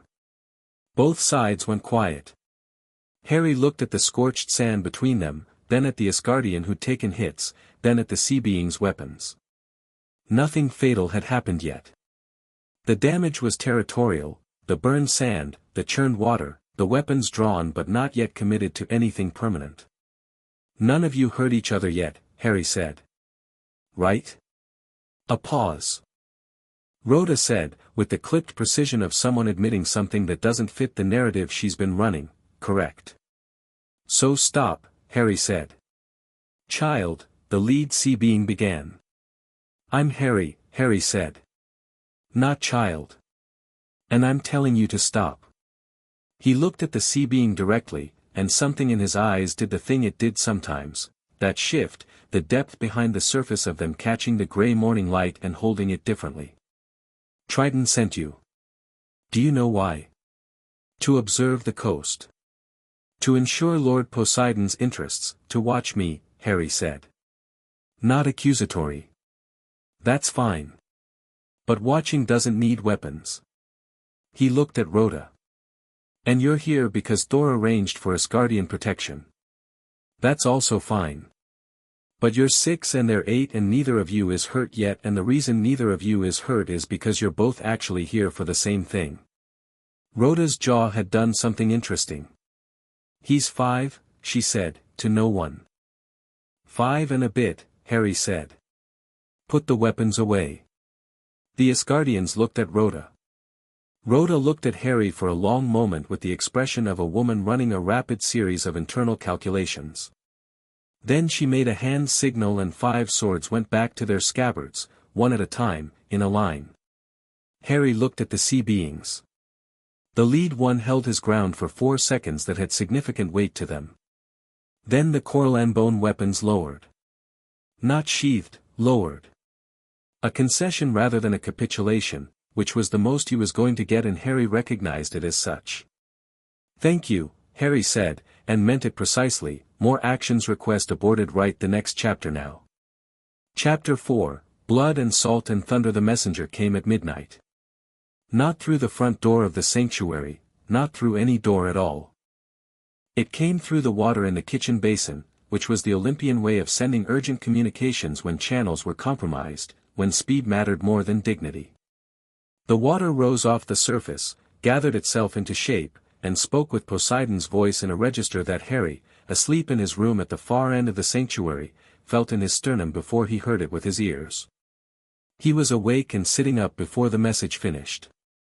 The message said, Amphitrite is hurt. Come now. Come alone. Harry was pulling his coat on when Thor appeared in the doorway of his room, not arriving dramatically, just stepping through with the alertness of someone who'd been monitoring the wards and felt them register the message's arrival. He took in Harry, already half-dressed, coat half-buttoned, and the look on his face, and said, "What happened?"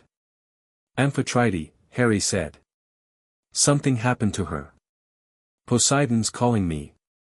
Thor's expression did several things in rapid succession. The first was concern, genuine, uncomplicated. The second was the particular tightening of someone who has just received information they find strategically suspicious. The third was the thing Harry had come to recognize in him over the past months, the moment where protective instinct and tactical thinking collided and protective instinct won, but not without a fight. "I'll come with you," Thor said. "He said alone," Harry said. "He said that to you specifically?" "The message was for me." "Harry, Thor." Harry looked up at him, still buttoning his coat, one button misaligned and neither of them fixing it. "Amphitrite is hurt. Poseidon isn't going to hurt me.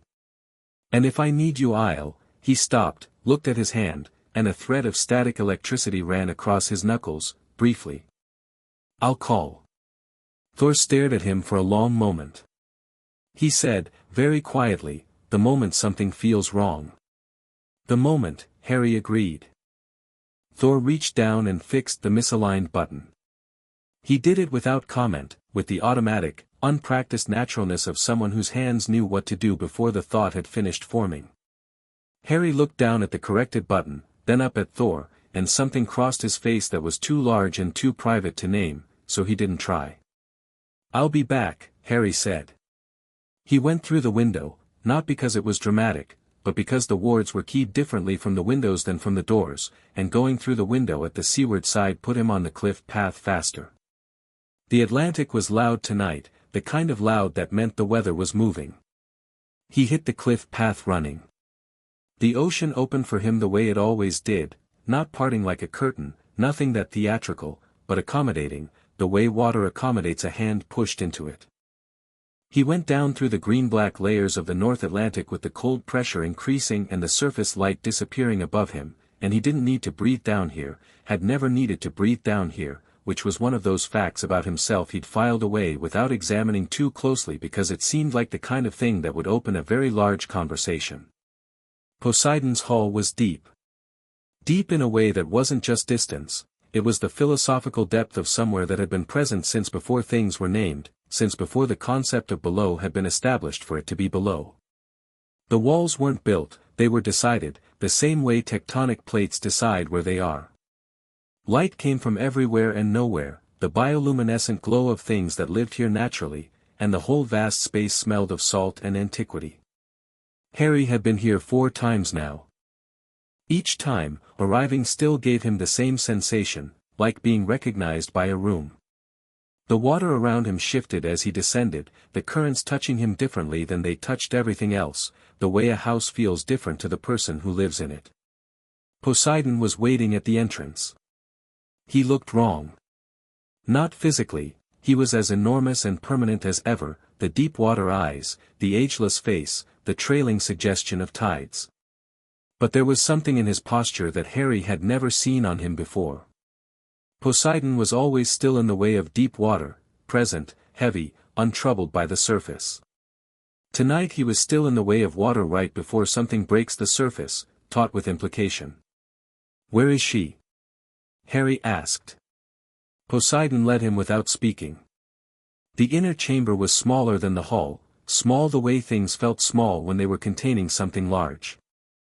Amphitrite was on a couch of woven kelp and stone, and she didn't look injured the way a person looks injured, because gods didn't look injured in ordinary ways. She looked diminished, as though a portion of her had been taken, the specific, terrible reduction of a divine being whose power has been deliberately cut. Her light was wrong. Poseidon's queen always had a light that was like the sun through moving water, dappled and constant and beautiful. Tonight it was intermittent, flickering at intervals, and her hands in her lap had the careful stillness of someone managing severe pain by not moving. Harry sat beside her without asking permission. He put his hand over hers, not doing anything with it, not attempting to heal, he didn't know if he could do that, just putting it there. Amphitrite looked at him, and the look was exhausted and fond in equal measure. "What did this?" Harry asked. "A weapon," Poseidon said, from across the chamber. A specific kind. Not a mortal weapon. Not a divine one, not one made by any god I recognize. He said the next part with the control of someone assembling words around something that wants to come out differently. It was Asgardian in material. The chamber was very quiet. Harry looked at Poseidon. You think Thor did this, he said. I think the weapon was made from materials found only in Asgard's armories, Poseidon said. I think the attack came from the northeastern approach, which has been under Asgardian watch for 6 months. I think, you're wrong, Harry said.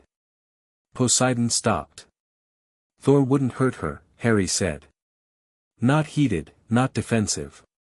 He said it the way he stated any fact, with the clarity of someone who has observed a thing long enough to be sure of it. Whatever the weapon is, whoever used it, it wasn't him.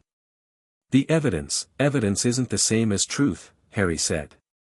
I know what Thor is. He wouldn't touch Amphitrite. She has nothing to do with what he and you are arguing about. You are what we are arguing about, Poseidon said, and now there was something in his voice that had temperature to it, and she was the one who argued most strongly for your access to this place. She was the one who told the council you should have a place here. She is not incidental, Harry. He stopped. Pressed his hand flat against the wall of the chamber and the stone absorbed it slightly, the way walls do when they're made of material that has feelings about the people touching it. She was targeted. It was not random. Harry looked at Amphitrite. Her hands were still. Her light flickered. I know, Harry said softly. Then, louder, back to Poseidon, but it wasn't Thor. Then who? Poseidon said, and the quiet fury in it was the quiet fury of someone who has been building it for hours and is about to stop being quiet. Harry thought about the beach in Scotland, 6 months ago. About the Asgardian and Sea-Kin standoff he'd stopped before it started. He thought about the night of the council in the seam, about a god with war armor who had left without anyone noticing and who had looked at him like a door. Ares, Harry said. The name landed in the chamber like a stone dropped into still water, and the rings it made went outward and didn't stop. Poseidon didn't believe him immediately. That was fine, Harry hadn't expected him to. Poseidon believed in evidence, in the long accumulation of proof, in the patient architecture of certainty rather than its sudden construction. He would need more than a 6-year-old's instinct. What he had right now, though, was a weapon with Asgardian materials and an injured queen and rage that needed somewhere to go, and those 3 things were pointing in a direction that felt certain even though Harry was telling him it wasn't. Harry left the hall an hour later and shot upward through the Atlantic, the water parting and closing around him, cold and total and fast. He broke the surface into a sharp grey morning, the North Atlantic wind hitting his face, and floated there for a moment in the chop of the waves. He called. Not with sound, with the thing he'd been doing since he was 4 in a rain puddle in Surrey, that reaching out that wasn't quite intention and wasn't quite instinct, the particular frequency of himself directed outward. The static ran across his arms and the water around him circled once, a slow eddy with him at the center, and 50 miles away a storm that had been gathering since the night before made a decision about its direction. Thor arrived in 3 minutes.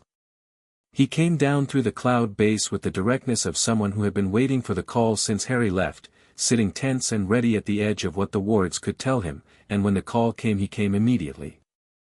He landed on the water, not in it, on it, the way lightning briefly touches a surface without sinking, and looked at Harry floating in the chop, wet, coat already destroyed by the ocean. Amphitrite, Harry said. I know. I felt it. Thor's face was strange. She'll recover. But something hurt her badly. Something made with Asgardian materials. Thor went very still. It wasn't you, Harry said. I already told Poseidon that. What did Poseidon say? He doesn't believe me yet, Harry said honestly. But he will. Because whoever did it wants him to believe it was you, and when he thinks about it long enough he's going to notice that. You think this was staged, Thor said. I think someone built a weapon out of Asgardian metal and used it on the person who argued most loudly for me having a life that included both of you. Harry looked at the horizon, where the weather was doing interesting things. If Poseidon thinks you did this, what happens? Thor's jaw set. He challenges. I deny. He doesn't believe the denial. It escalates. Into a war, Harry said. The word sat between them on the grey water. Into a war, Thor said. And if there's a war between you and Poseidon, everything that's been built since the council breaks apart, Thor said. The arrangement. The treaty. He stopped. Looked at Harry floating in the Atlantic like he'd always lived there. You. Me, Harry agreed. I get caught in the middle of it. And while everyone's busy fighting each other, whoever actually did this, Thor finished, does whatever they were actually trying to do. The water around Harry was moving in that complex, directed way, not random ocean movement, but the specific patterns of someone thinking while physically connected to a fluid medium. Thor watched it without speaking. He had 6 years of watching Harry think by now, and he'd learned what different kinds of thinking looked like. It's Ares, Harry said. I've thought so since the council. He left while everyone was focused on you and Poseidon, and he had the look of someone leaving because they'd figured something out. I told Loki. Loki, Thor said. He agreed with me. Loki agreed with you and said nothing to anyone? He said he'd watch, Harry said. I think he's been watching. I think we should find him. Thor was quiet for a long moment, his expression running through several calculations. Finding Loki was not, historically, a simple or predictable process. But Loki finding things, Loki watching from sideways angles that no one else was watching from, was genuinely valuable, and Thor knew it even when it galled him to act on it. Come out of the water, Thor said, with the tone of a person who has had this conversation before. It's not cold, Harry said. It's the North Atlantic in February. It doesn't feel cold to me, Harry said, which was true and also not the point Thor was making, and both of them knew it. Harry rose off the water, not dramatically, just lifted to a height where Thor could reach him without bending, which was the practical reason he developed the ability to do it. Thor grabbed the back of his coat and deposited him onto a flat rock that had surfaced from the waves specifically for this purpose, which neither of them commented on. We need to tell Poseidon together, Harry said. Both of us. So he sees that you came when I called and you're not acting like someone who did something. I didn't do something, I know, Harry said, with a patience that had a slight edge of we've been over this in it.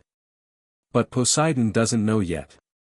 So we go together and we tell him together and we find Loki, and we figure out what Ares is actually trying to do before he does it. Thor looked at him. 6 years old, standing on a rock the ocean had provided, soaking wet, with the absolute unambiguous certainty of someone who has run the analysis and arrived at the answer and is now waiting for everyone else to catch up. When you were 4, Thor said, you asked us which one of us makes breakfast. I was hungry, Harry said. Now you're directing a counterintelligence operation. I'm just thinking clearly, Harry said. Are you coming? Thor looked at the horizon. The storm Harry had called was sitting out there, patient, waiting to be needed. The sea around them was moving the way it moved when Poseidon was paying attention, which meant Poseidon was listening, somewhere below, to whatever was happening on his surface. Yes, Thor said. I'm coming. Getting Poseidon and Thor into the same room after what had happened to Amphitrite was not simple, and the fact that Harry managed it was largely because Harry refused to be in any room they weren't both also in. He made this clear to Poseidon at the entrance to the hall, standing dripping on the threshold, Thor a step behind him, with the directness of someone who is not asking. He comes in or I don't, Harry said. Harry, Poseidon's voice had the edge of barely managed storm in it. I know what you're feeling, Harry said. She's your wife and someone hurt her and you want it to be his fault because that gives you something to hit. He looked at Poseidon steadily. But it's not his fault. And if you throw him out, you're doing exactly what whoever did this wants you to do. Poseidon looked at Thor over Harry's head. Thor looked back. Neither of them was wearing a pleasant expression but both of them were, in the particular way of people who have spent 6 years watching the same child think, listening more than their faces suggested. "Come in," Poseidon said. It was possibly the shortest sentence Poseidon had ever produced and definitely the hardest. They went into the hall, and the hall responded to Thor the way ancient places respond to powerful visitors, not welcoming, but acknowledging. The light shifted slightly. The water moved around Thor's feet with the careful quality of a tide around an unfamiliar obstacle. Amphitrite looked up when they entered. She looked at Thor with an expression that was in no way the expression of someone who considered him responsible for what had happened to her. It was the expression of someone who was tired and in pain and was making precise assessments of everything in the room out of habit. "I don't think it was you," she said to Thor, before anyone else said anything. "Thank you," Thor said, with a sincerity that had gravity in it. "It felt like Asgardian work," she said. "But not your work. You build differently. The signature was right but the care was wrong. Like someone copied a style without understanding why it worked." She looked at Poseidon. "I've been trying to tell you this for an hour. You've been telling me it didn't feel like a Valkyrie," Poseidon said. "And I'm now saying it didn't feel like Thor. It felt like someone who has access to Asgardian materials and some understanding of Asgardian craft but not enough." She shifted, carefully. "It felt like someone who thought we wouldn't notice the difference." "Ares," Harry said. Amphitrite looked at him. "How long have you thought so?" "Since the council," Harry said. She looked at her husband. Poseidon was doing the thing he did when he was revising, the deep water stillness that preceded a change in current direction. He was looking at Thor, and Thor was looking at him, and the look between them was not the look of the morning, not the edge of controlled fury and barely managed accusation. It was something more complicated. The look of two people who have been maneuvered and have just, simultaneously, noticed it. "He needs a war," Thor said quietly. "Between us. He needs the treaty to break." "He's always needed that," Poseidon said. "We've kept him out for 6 years. He's been patient," Thor said. "Ares is not patient," Poseidon said. "No," Harry said. "But he's been watching. He watched all through the council and he's been watching since. He doesn't need patience, he needs the right moment. And the right moment is when you have a reason to fight each other that feels real enough to override everything else." The hall was very quiet except for the distant sound of the ocean going about its business outside the walls. "He'll do it again," Harry said. "Whatever he tried tonight, if it didn't fully work, he'll try something else. And next time he'll make it less traceable. He'll try something that leaves no question," Poseidon said. "We need Loki," Harry said. Thor made a sound. "I was afraid you were going to keep saying that." "He's been watching Ares," Harry said. "He knows something. He chose not to share it formally because formally is not how Loki operates, but if we go to him directly, if we go to Loki directly," Thor said, "he will require something in exchange. That is how Loki operates." "I'll handle Loki," Harry said. Both gods looked at him. Harry was 6. He was wearing a destroyed coat and he was still slightly damp from the North Atlantic and he had the specific expression of someone who has already decided something and is simply informing the people around him of the decision. "You'll handle Loki," Thor repeated. "He likes me," Harry said. "Everyone likes you," Thor said. "That is not a currency with Loki." "He respects me," Harry said. "That is." Thor opened his mouth, looked at Harry's face, and closed it again. Poseidon was watching this with an expression that contained the small, involuntary warmth he'd been losing control of for years whenever Harry was unexpectedly, devastatingly right about something. "All right," Poseidon said. "We find Loki." Loki found them first. This was, as Thor pointed out with the resignation of long experience, always how it worked. He was waiting at the surface when Harry came back up through the ocean, sitting on Harry's flat rock with his legs crossed and an apple in his hand that he was eating with the air of someone who has been there a while and is in no hurry. He looked at Harry coming out of the water, then at Thor descending from the cloud base, then at the horizon where the surface disturbance of Poseidon rising was making itself visible. "You took longer than I expected," he said. "You knew we were coming," Harry said. "I knew you'd figure it out eventually," Loki said. "I gave you until morning. You came in just under." He took another bite of the apple. "Amphitrite is all right?" "She will be," Harry said. "Good." He said it simply, without performance, which was its own kind of statement. Ares has been busy. The weapon was his third attempt, the previous two were less direct. He tried to intercept a message between Poseidon's court and Thor's last summer. You didn't notice because nothing appeared to go wrong with it. He changed the phrasing in two places, very slightly. Nothing that would cause an obvious incident, but enough to create small, accumulating misunderstandings. "The business with the Northeastern Watch," Thor said, landing on the rock's edge. "Last autumn. Poseidon thought we'd moved the patrol boundary. Because you appeared to have moved it," Loki said.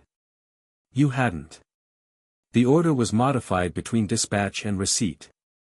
Ares has someone with access to Olympian messenger channels. Someone who can touch divine communications in transit." He looked at Thor. "The weapon last night was forged by the same someone, they have access to Asgardian stores as well. It's not Ares directly. He's using an intermediary." "Who?" Poseidon said. He'd risen from the ocean and was standing on the water's surface with the indifference to gravity that was native to him here, looking at Loki with the particular sharp attention of someone receiving intelligence they've needed for months. "I have suspicions," Loki said. "Not proof. I wanted proof before I said names." He looked at Harry. "You weren't supposed to move this fast. I had another 2 weeks, I thought." "Amphitrite got hurt," Harry said. "Yes. That accelerated things." Loki stood up, pocketed the apple core somewhere that couldn't be located by normal geometry, and stretched. "The intermediary has access to both pantheons' infrastructure. Which means it's someone who moves between them, someone the treaty created a reason to move between them. The implications of that landed on all three of them at the same moment." "The treaty," Thor said. "The shared custody arrangement. The gods assigned to, the liaison positions," Loki said. "Created specifically for the arrangement around Harry. The people assigned to facilitate communication between the two courts. One of them is Ares's."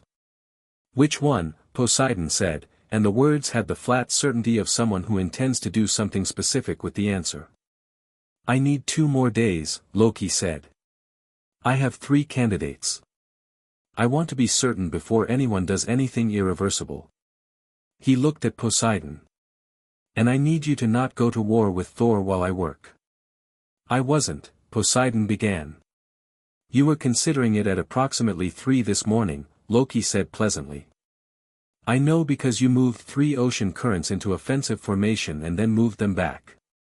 You do that when you're thinking about something you've decided against but haven't fully let go of." The ocean surface under Poseidon's feet shifted in a way that suggested strong feelings. 2 days, Poseidon said. 2 days, Loki confirmed. He looked at Harry. "Stay in the sanctuary." "I'll think about it," Harry said. "That means no," Loki told Thor. "I know," Thor said. "I'll stay if someone tells me what's happening," Harry said. "Both of you have been managing information for months. Deciding what I need to know and what you can handle without involving me. I'm done with that." The flat rock was quiet. The North Atlantic did not care about the negotiation happening on its surface and said so with a wave that broke across its far edge. Thor spoke first. "You're 6. I stopped the fight on the beach when I was 5, Harry said. I navigated a divine council at 4.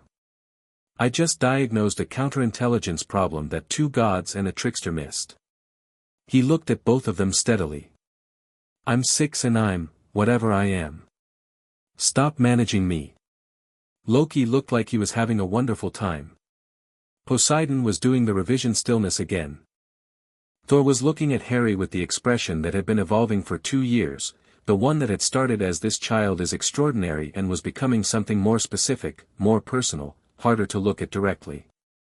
"You'll be told everything," Poseidon said. "From now." "Everything," Thor agreed. "Thank you," Harry said, and meant it precisely, the same way he'd thanked Poseidon for the plate of food in the divine conference room 2 years ago, with a directness that implied he'd been waiting for the thing and was glad to finally have it. They spent the rest of the morning in the sanctuary. The fire was going and the windows faced the ocean and the weather had committed to something dramatic outside, which suited the general mood. Harry sat at the kitchen table and ate breakfast, properly, with both gods present, which was still a thing that gave him a particular, settled feeling that he'd stopped pretending to not notice, and Loki, who had come inside with the air of someone who'd been invited when he hadn't, ate everything he could find in the sanctuary larder and contributed observations when asked and also when not asked. "Ares is intermediary," Harry said, over his second piece of toast. "The 3 candidates. Can I hear them?"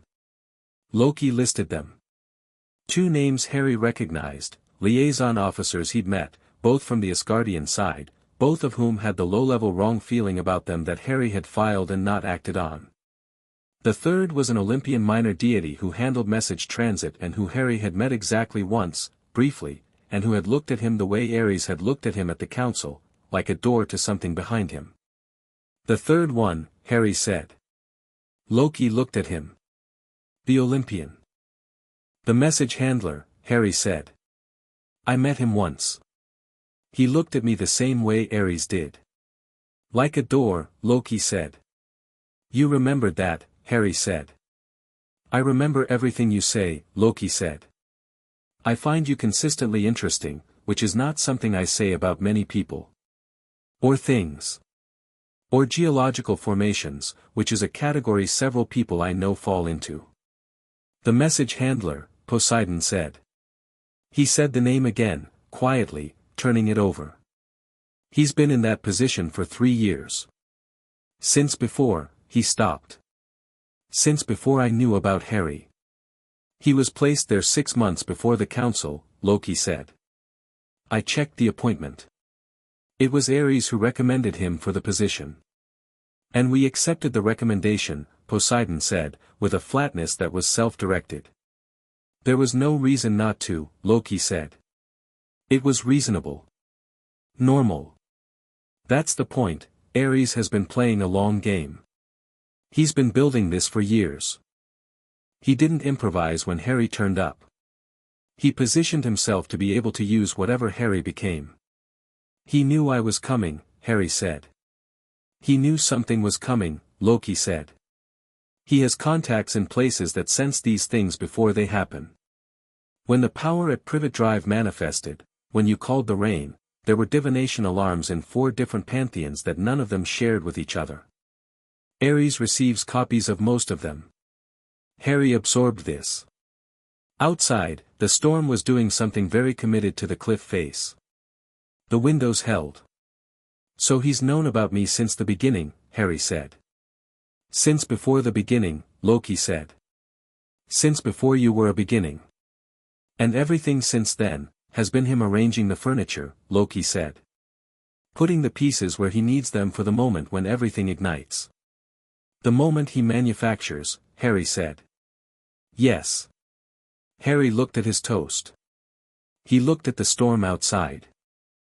He looked at Thor across the table, who was watching him with the expression that had been becoming more specific, that look that was now, Harry had understood for some time, the look of someone whose protective instinct has long since merged with something that isn't quite protectiveness anymore. And Poseidon at the end of the table, who was running the deep water stillness, processing, and beneath the processing the same thing that Poseidon had been beneath everything for 2 years, the weight of tide, patient and total. "He wants you to go to war," Harry said, to both of them. "He needs the treaty to break so he can do what the treaty is preventing.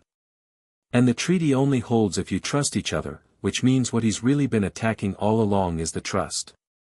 Not Amphitrite, not the patrol boundaries, not the communications. The trust.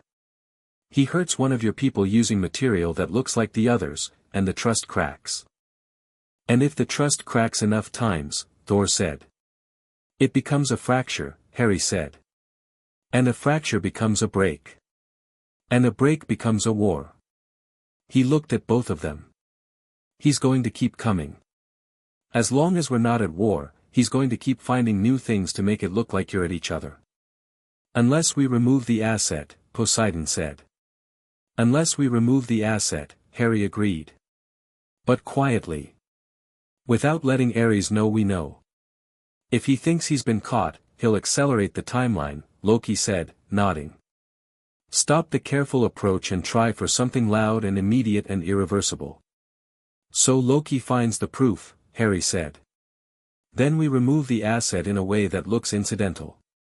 And then we figure out what Ares is actually trying to get, because removing his methods doesn't solve the problem. He'll find new methods. We need to know what he's building toward. The fire crackled. The storm hit the windows with the sound of the ocean being genuinely committed to something. Loki was looking at Harry with the expression he'd worn since the council in the seam, the open, recalibrating attention of someone who has met something they weren't prepared for and is still catching up. You know, he said, when I first saw you, you were 4 years old and you just asked two gods who was going to make you breakfast. I was hungry, Harry said. Yes, Loki said. And 2 years later you're running operational strategy against the god of war. Someone has to, Harry said. Thor made the sound that had been happening more frequently recently, less a laugh than the involuntary acoustic result of an emotion that didn't have a better outlet. He caught it, flattened it, looked at the storm outside with careful neutrality. Poseidon said, with the quiet of something he'd been carrying for a while and was choosing, finally, to put down in a place where it could be looked at, you said something at the council. That you might be neither of ours. That you might just be, you. Harry looked at him. Do you still think that? Poseidon asked. The kitchen held that question for a moment. Loki was very still. Thor had turned back from the window. I don't know what I am, Harry said, honestly. I know what I can do and I know what it feels like, the water and the lightning both, and they feel like me, not like they're borrowed from somewhere. They feel like mine. He looked at Poseidon. But I also know that when I'm in your hall, something settles. Like being recognized. He looked at Thor. And when I'm in Asgard, in the Northern Lights, the static that's always in my hands goes quiet. Like it's home. Neither god said anything. The fire was the loudest thing in the room. Maybe that's the answer, Harry said. Maybe I'm both. Not because one of you made me, maybe because whatever I am was always going to need both of those things. And you found me because you could feel that. He looked between them. Or maybe I'm making that up because I'm 6 and I want it to be true. You're not making it up, Thor said, with a certainty that didn't leave room for debate. You felt like mine the moment I arrived, Poseidon said. I have not reconsidered that. Neither have I, Thor said. I know, Harry said. And then, more quietly, with the particular care of someone putting a very fragile thing down somewhere it won't get broken, I know. Loki cleared his throat. I'm going to go find your mole, he said, standing up, brushing crumbs off his coat that had no right being there because he hadn't eaten anything crumbly. Since no one is doing it while they're being sentimental. He paused at the door, hand on the frame, and looked back at Harry. 2 days. Don't do anything I would do. That's a strange instruction, Harry said. It's meant to be alarming, Loki said. Stay in the sanctuary. He left sideways, which was his way. Amphitrite arrived the following morning. Not through the ocean, she wasn't well enough for the journey at depth. She came through the ward stones on foot, which Harry knew because he heard them register her arrival, and he was at the door before she reached it. She looked better than the night before, but the diminishment was still visible if you knew what her full light looked like, the intermittent flicker at the edges of her presence. Harry held the door open and she came in and sat at the kitchen table and looked at the sanctuary with the expression of someone assessing a place. This is a good space, she said. Thor built it, Harry said. Poseidon did the cliff. I know. She looked at Harry, across the table, with the particular look she'd had since the council in the seam, the look of someone who sees something others are looking at from different angles and therefore seeing differently. Sit with me a moment. He sat. Outside, the storm from the day before had moved on and left behind the particular clean quality of Atlantic air after weather has been through it, everything washed, everything specific. I want to tell you something, Amphitrite said. Without Poseidon and without Thor, because they'll turn it into something with positions and stakes, and it isn't that. Okay, Harry said. I argued for you at the council, she said. You know that. Not for Poseidon's claim or Thor's claim. For you. For the arrangement that has, this. She gestured at the sanctuary. A place of your own, time with both of them, on your terms as much as possible. I know, Harry said. Thank you. I did it because I've seen what happens to children claimed by gods, she said, with a directness that was not unkind. I've watched it for 3,000 years. The children get swallowed. They become the claim, not the person. Their whole identity becomes about whose they are. She looked at him. You are 6 and you have already refused that. Twice, very clearly. Once at the council and once in this kitchen yesterday. Harry looked at her. I want you to keep refusing it, she said. Even when it's harder. Even when you love them, and you do, whether or not any of you have said it, you all love each other in the particular specific way that people who are trying to pretend they don't love each other love each other. Harry felt the color come up in his face and looked at the table. Even then, she said. Keep refusing to be a claim. You are not a prize and you are not a proof and you are not the resolution of a divine dispute. You are Harry. You are, she paused, and her light did something deliberate, a steadying. You are the most specifically yourself person I have met at any age in several millennia. Don't let them make that about them. Harry was very quiet for a moment. Then he said, looking up, are you going to be okay? Yes, she said simply. It hurt. It was meant to. But I'm not easily diminished permanently. Good, Harry said. And then, with the care he used for things he wanted to say precisely, you're the first person who ever told me to keep being myself. Usually people want me to be smaller. Amphitrite's expression did the thing that Frigga's expression had done in the seam 2 years ago, something warm and complicated quickly managed back to neutral. Smaller, she said. Quieter, Harry said. Less. Less strange, less obvious. Less me. He said it without self-pity, the way you describe a weather pattern, something that exists and has effects and isn't about blame. The Desley house, she said. Mostly, Harry said. But also generally. People are comfortable with power when it does what they expect. Mine doesn't always do what they expect. No, Amphitrite said. It doesn't. She looked at him for a moment. That's because it's yours. Not borrowed, not inherited. Yours. The water and the lightning both, they work the way they work because you are the person using them, and you are nobody's copy. She stood, slowly. When Loki finds the proof, and he will, and when this comes to a confrontation, don't make yourself smaller for it. Don't manage how much of yourself you use. I wasn't planning to, Harry said.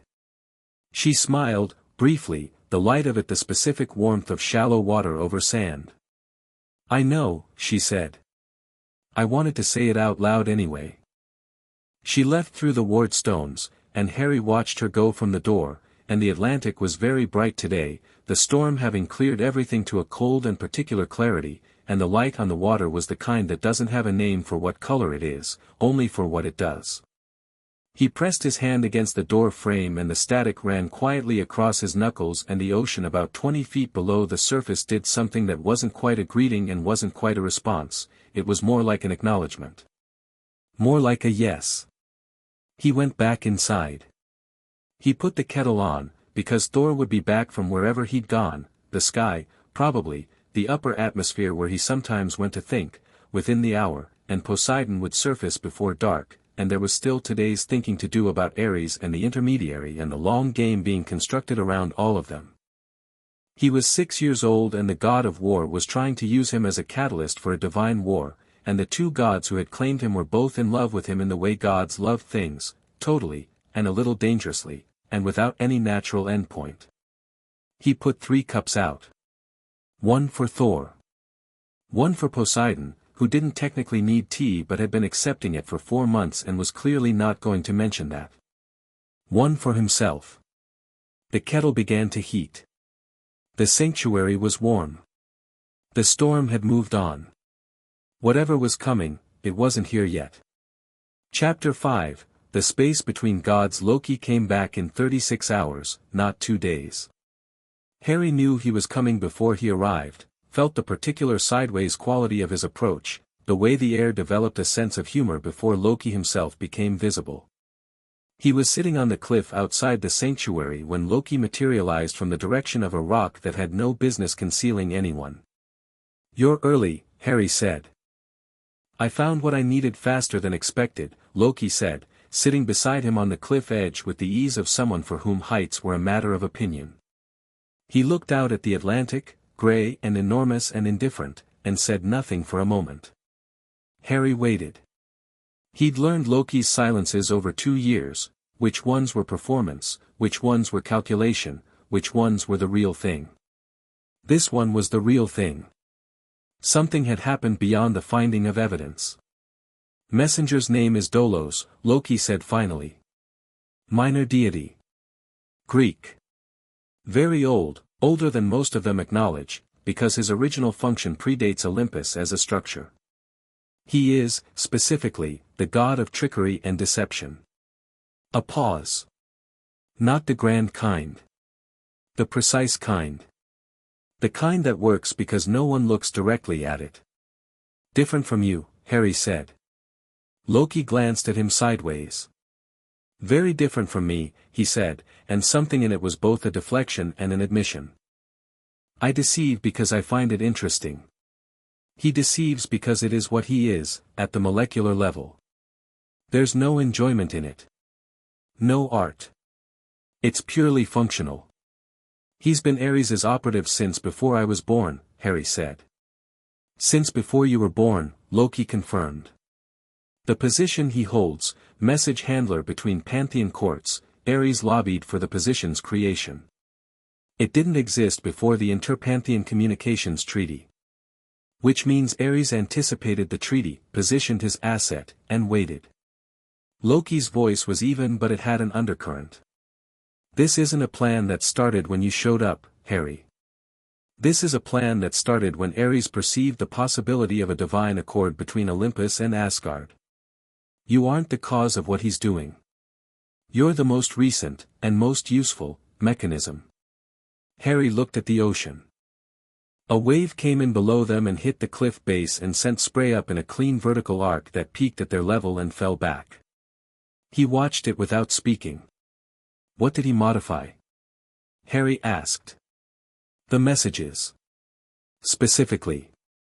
Loki reached into his coat and produced several sheets of something that was not paper but functioned like it, divine parchment, the kind that held the original text of anything written on it as a permanent record beneath any subsequent alteration. He spread them on the rock between them and Harry leaned over them. The modifications were small. That was the craft of it, nothing large enough to create an incident on its own, each one a minor adjustment to tone or implication or timing. A message from Poseidon's court requesting a patrol schedule review, which had arrived at Thor's court as a message demanding a patrol schedule change. A response from Asgard offering a liaison for Amphitrite's protection detail, which had arrived at Olympus offering oversight of Amphitrite's movements. Small words. Large implications, accumulated over time. He was building resentment, Harry said. Not incidents. Just, a constant low-level sense that the other side wasn't quite trustworthy. So when the big thing came, the ground was already prepared, Loki said. Yes. And the weapon used on Amphitrite. Dolos made it. Dolos sourced the materials and assembled the components. Ares provided the design specification. Loki paused. I have the design. I have the procurement records. I have 17 months of modified communications with the original text and the altered text both, preserved in the parchment. He looked at Harry. It's complete. It's unambiguous. It's enough to take before every god in both pantheons and make the case clearly. But, Harry said. But Ares knows I've been watching, Loki said. Not the specifics, he doesn't know what I have. But he knows I've been in proximity.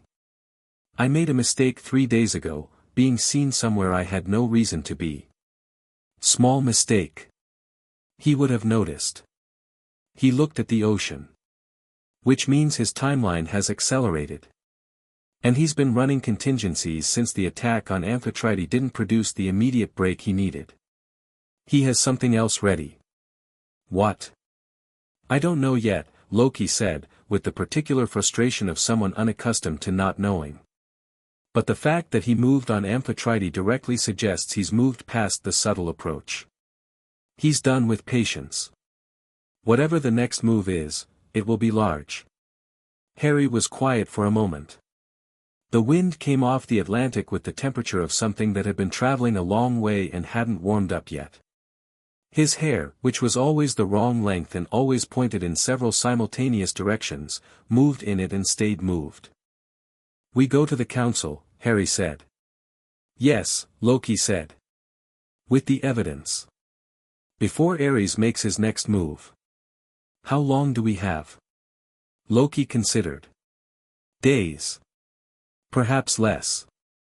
Harry stood up from the cliff edge and looked back at the sanctuary. Through the window he could see the warm interior light, Thor's silhouette at the table. He'd come back from the sky an hour ago and hadn't said much, the particular quiet of someone sitting with something they're not ready to put down yet. Poseidon was in the ocean below, had been since the early morning, the water below the cliff moving in the deliberate patterns of someone who was thinking at depth. I'll get them, Harry said. The conversation that followed was not comfortable, but it was honest, which Harry had found over the past 2 years was the more valuable of the two qualities when it mattered.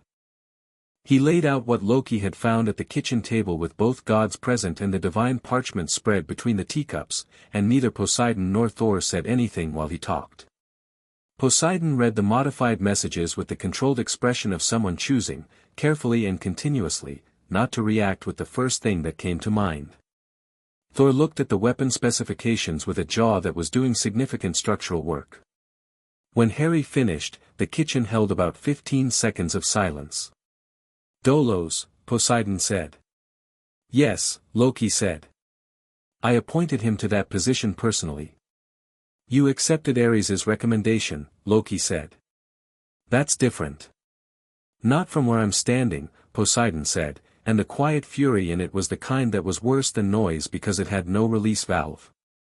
The council, Thor said. We go now. Before Ares realizes Loki has the evidence and moves. Agreed, Poseidon said. I'm coming, Harry said. Both gods looked at him. It was the look they occasionally still produced, the reflex toward protection that dressed itself up as logistics. Harry met it the same way he always met it. I'm coming, he said again. Not louder. Just reaffirmed. Harry, Thor said. You said everything from now on, Harry said. That includes the council. I have things to say to them that aren't about Ares. He looked between them. Things that should have been said at the first council and weren't because I was 4 and nobody asked me the right questions. Poseidon was running the revision stillness. What things, he asked. Things that need to be said in front of both pantheons, Harry said. So everyone hears them at the same time and there's no version where one side gets a different message. Thor and Poseidon exchanged the look, the one they developed over 2 years of co-navigating something neither had expected when they arrived in a Surrey back garden. It was not a comfortable look. It was the look of two people who had learned, the hard way and repeatedly, that when Harry said he had something to say, it was worth hearing. "All right," Thor said. Poseidon nodded. "Loki," Harry said. "Can you call it?" "The council." "I can suggest it with sufficient urgency that Zeus calls it within the hour," Loki said. "Which amounts to the same thing." He was already moving toward the door, hands in his pockets, the economy of someone who has been waiting to act. He paused. "Wear something dry," he said to Harry. "You always show up to important things slightly damp and it undermines the gravitas." "The gravitas," Harry said. "You have considerable gravitas for 6, Loki said. Don't sabotage it with the ocean." He left. The scene was different the second time. Harry noticed it the moment they arrived, not different in structure, the same vast neutral space between cosmologies, but different in quality. The first time he'd been here he'd been for and new to everything, experiencing the between place with the openness of someone with no reference points yet. Now he had 2 years of both sides, Poseidon's Hall and Asgard's northern lights and everything between, and standing in the seam this time, he could feel both of those things pulling from opposite directions, faint and specific, like standing between 2 magnets. He could also feel the crack. He hadn't noticed it the first time. It was subtle, a place in the seam's neutral fabric where the neutrality was slightly wrong, where the balance between the 2 cosmologies was a fraction off true. Like a note played slightly sharp, not enough to be obviously wrong, enough to be felt in the back teeth if you were listening for it. He walked to it before either god noticed what he was doing. It was in the seam's southern quadrant, about 20 feet from where the Olympian boundary began. From a distance it looked like nothing, the seam looked the same everywhere. Up close, standing in front of it, Harry could see the texture of the space was different here. Thinner. The neutrality doing less work than it should be, both cosmological pressures bearing on a point that wasn't holding them evenly. He put his hand near it without touching and felt it the same way he felt fault lines in the ocean floor from the surface, pressure differential speaking upward through the medium, the communication of force through structure. Whatever Ares had been building, part of it was here. This was where the crack would become a fracture, if sufficient force was applied at sufficient speed. "What did you find?" Harry turned. Athena had arrived early. She always arrived early to things, the compulsion of someone for whom being unprepared was an ethical position rather than a logistical failure. She was looking at the space near his hand with the focused intensity of someone who has also noticed something wrong and has been trying to locate it precisely. "There's a weakness here," Harry said. "In the seam itself. Something has been working on it from outside, not from either boundary, from underneath. Below the neutral floor." Athena's eyes sharpened. She moved to stand beside him and looked at what he was indicating, and Harry watched her face as she saw it, the precise moment when the information assembled into its full shape. "Below the neutral floor," she repeated. "That's not how the seam's geometry works. The neutral floor is absolute, there's no below." "There wasn't," Harry said. "Now there is." Athena looked at him. She looked at the crack. "How long have you been here?" 3 minutes. "And you found this in 3 minutes?" "I could feel it from the entrance," Harry said. The pressure is wrong here. Like a place in the ocean floor where the tectonic plates don't quite meet cleanly and the water gets cold in a specific way." He looked at the crack. "Something has been pushing up from below for a while. A long while. This isn't recent damage. This is the foundation of Ares's plan," Athena said, quietly, to herself. Then she looked at Harry with an expression that had moved past assessment into something more direct. "You are going to have a great deal to say at this council."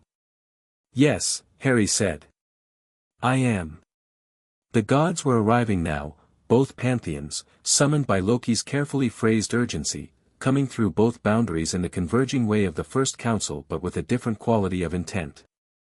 This wasn't a formal proceeding with prepared positions and established protocol. This was people who had received the word urgent and responded to it, which meant they arrived armed with questions rather than arguments. Harry watched them come. Zeus and Hera. Athena, already at his side. Apollo and Artemis, together this time, which suggested they'd been together when the call came and whatever they'd been doing had been interrupted. Hermes, who caught Harry's eye across the space immediately and directed at him the particular look of someone who is simultaneously alarmed and fascinated. Poseidon, who had come through the Olympian boundary and positioned himself where he could see both Harry and the Asgardian boundary at once. From the Asgardian side, Odin and his ravens, Frigga close beside him, the senior Asgardian court following. Thor, who had come in with his father but was moving toward Harry with the directness of someone for whom protocol was secondary. And Loki, who arrived sideways from nowhere specific and immediately took up a position where he could see everything, including the things that weren't supposed to be seen. Ares arrived. He came through the Olympian boundary with the ease of someone who has attended many of these assemblies and finds them unremarkable, and he looked at the assembled gods with the measured expression of someone taking attendance. He looked at Harry, and Harry looked back, and for one precise moment they looked at each other across the seam with complete mutual comprehension, the look of two people who know exactly what the other knows. Ares's expression didn't change. But something behind it did, a small recalibration, quickly covered. Harry held his gaze for 3 more seconds and then looked away, toward the crack in the seam floor, and then back up at the assembly, and Ares tracked that look. Tracked where Harry had looked and what it meant. The recalibration happened again, faster. He knows I found it, Harry thought. And he knows I'm going to say so. Which meant whatever the contingency was, it was now. Zeus called the assembly before Loki could fully arrange the evidence presentation. The summoning had been urgent and the gods were restless, and Zeus had the instincts of someone who had managed divine unrest for long enough to know that waiting for the formal structure created pressure rather than releasing it. "We're here on a matter of treaty integrity," Zeus said.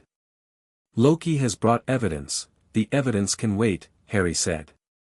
Every head turned toward him. He was standing at the conceptual center of the assembly, not because he'd strategically positioned himself there, but because he'd been standing at the location of the crack and the crack happened to be at the center, and now he was the smallest person in a circle of gods and he looked entirely at ease with this. "Harry," Poseidon said, from his side of the assembly. "There's a crack in the floor of the seam," Harry said, loudly enough for everyone to hear. "It's been there for a while. Something put it there deliberately, from below the neutral floor, which means from outside both cosmological geometries. I found it when I arrived." He looked at Zeus. "I think the evidence about Ares and Dolos and the modified messages matters a great deal, and I think Loki should present it, and I think you should act on it. But I need to say something first and I need everyone to hear it." Zeus looked at him with the slow, deep attention he gave to things he was still calculating. "Speak," he said. "I was for the first time I was here," Harry said. "And I asked a question that nobody answered properly, what if I'm neither of theirs? What if I'm just me?" He paused. "I've been thinking about that question for 2 years and I think I finally have an answer, and I need both of them to hear it at the same time." He looked at Poseidon. He looked at Thor. They were on opposite sides of the assembly and he was between them, which was where he had always been, and he was done being only between them. "I'm not going to choose," Harry said. "I know that's not what the ruling said and I know the formal position is that you both have provisional claim and I know neither of you has stopped believing the claim is real. I'm not saying it isn't." He looked at Poseidon. "When I'm in the ocean I feel like I'm home. That's real." He looked at Thor. "When I'm in Asgard the static in my hands goes quiet. That's real too." He looked at both of them. "You're both right. And you're both wrong about what it means." The seam was so quiet the crack was almost audible, the thin singing of structural stress. "You're right that I have your power in me," Harry said. "Both of yours. I don't know why. Maybe it's something the universe did on purpose, maybe it's a convergence of bloodlines I don't understand yet, maybe Athena can figure it out from her scroll." A small pause. "But you're wrong that it makes me yours. I'm not a proof of anything. I'm not evidence of a divine claim. I'm not the child of a dispute. He held both of them with those green eyes, the depth in them that had been too old for his face since birth. I'm Harry. And I love both of you. I know, none of us have said it, but I'm 6 and I'm done pretending that's a complicated thing when it isn't, and that's real too. But I am not a possession. I am not a prize. And I will not spend the rest of my life being argued over. A long silence. What do you want? Frigga said, from the Asgardian side, with the precision of someone asking the only question that matters. Harry looked at her and felt the gratitude of someone being asked the right thing. Both of them, he said. Not on a schedule. Not divided up. Both. At the same time, in the same rooms, in places that are mine and not allocated by a council. He looked at Zeus. I want them to stop having a dispute and start having a family. I know that's not how gods do things. I don't care how gods do things. It's how I do things. Zeus looked at him for a very long time. Then he looked at Poseidon and Thor with the expression of someone who has just watched his formal deliberation process be comprehensively overruled by a 6-year-old and is trying to decide how he feels about it. And Ares, Zeus said. Loki has the evidence, Harry said. But first, the crack. He crouched and pressed both palms against the seam floor, the same gesture he'd made at the first council, and this time the water that came up was different. It wasn't demonstrating, it was reading, the way you read a surface by pressing your hands against it, feeling the structure through the medium.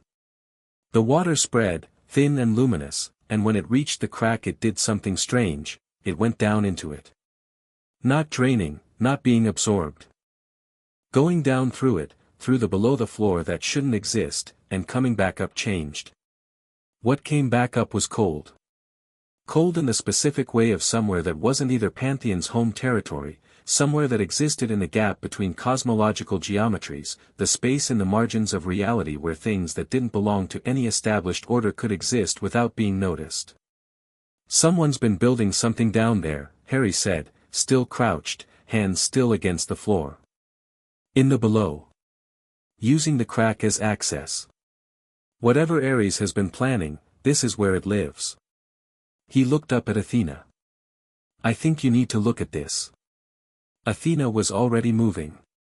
She crouched opposite him, placed her hands on the floor without touching his, and her eyes went the bright focused gray of a mind running at full speed. There's a structure, she said, after 30 seconds. Below the floor. A constructed space, not organic, not grown. Built.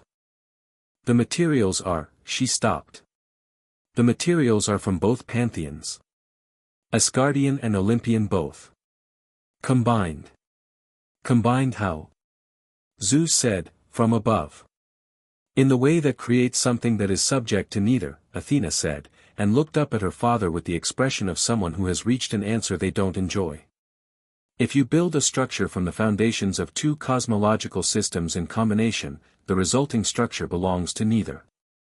It operates outside both jurisdictions. Outside both sets of rules. She looked at Harry, then back at Zeus. Ares has been building a space that no god in either pantheon has authority over. A space from which he could operate without consequence under either divine law. An independent domain, Odin said. His one eye had the quality of something that has been looking at the long shape of things and has found the pattern. Built from stolen materials. Assembled in the neutral space over centuries. Not centuries, Harry said. He built the crack to access the below. The crack is, he pressed harder against the floor, feeling backward through time the way water feels backward through a riverbed, reading the age of disturbance. 12 years old. He started this 12 years ago. Before Harry was born, Poseidon said, with a flatness that had arrived at something. Before Harry was born, Harry confirmed. This isn't about me. It's never been about me. I'm the distraction. The dispute over me keeps both pantheons occupied and invested in their conflict with each other while the real work happens underneath. He stood up and looked at Ares directly, across the assembly, for the second time. Ares looked back. The performance was gone now, the measured expression, the strategic neutrality.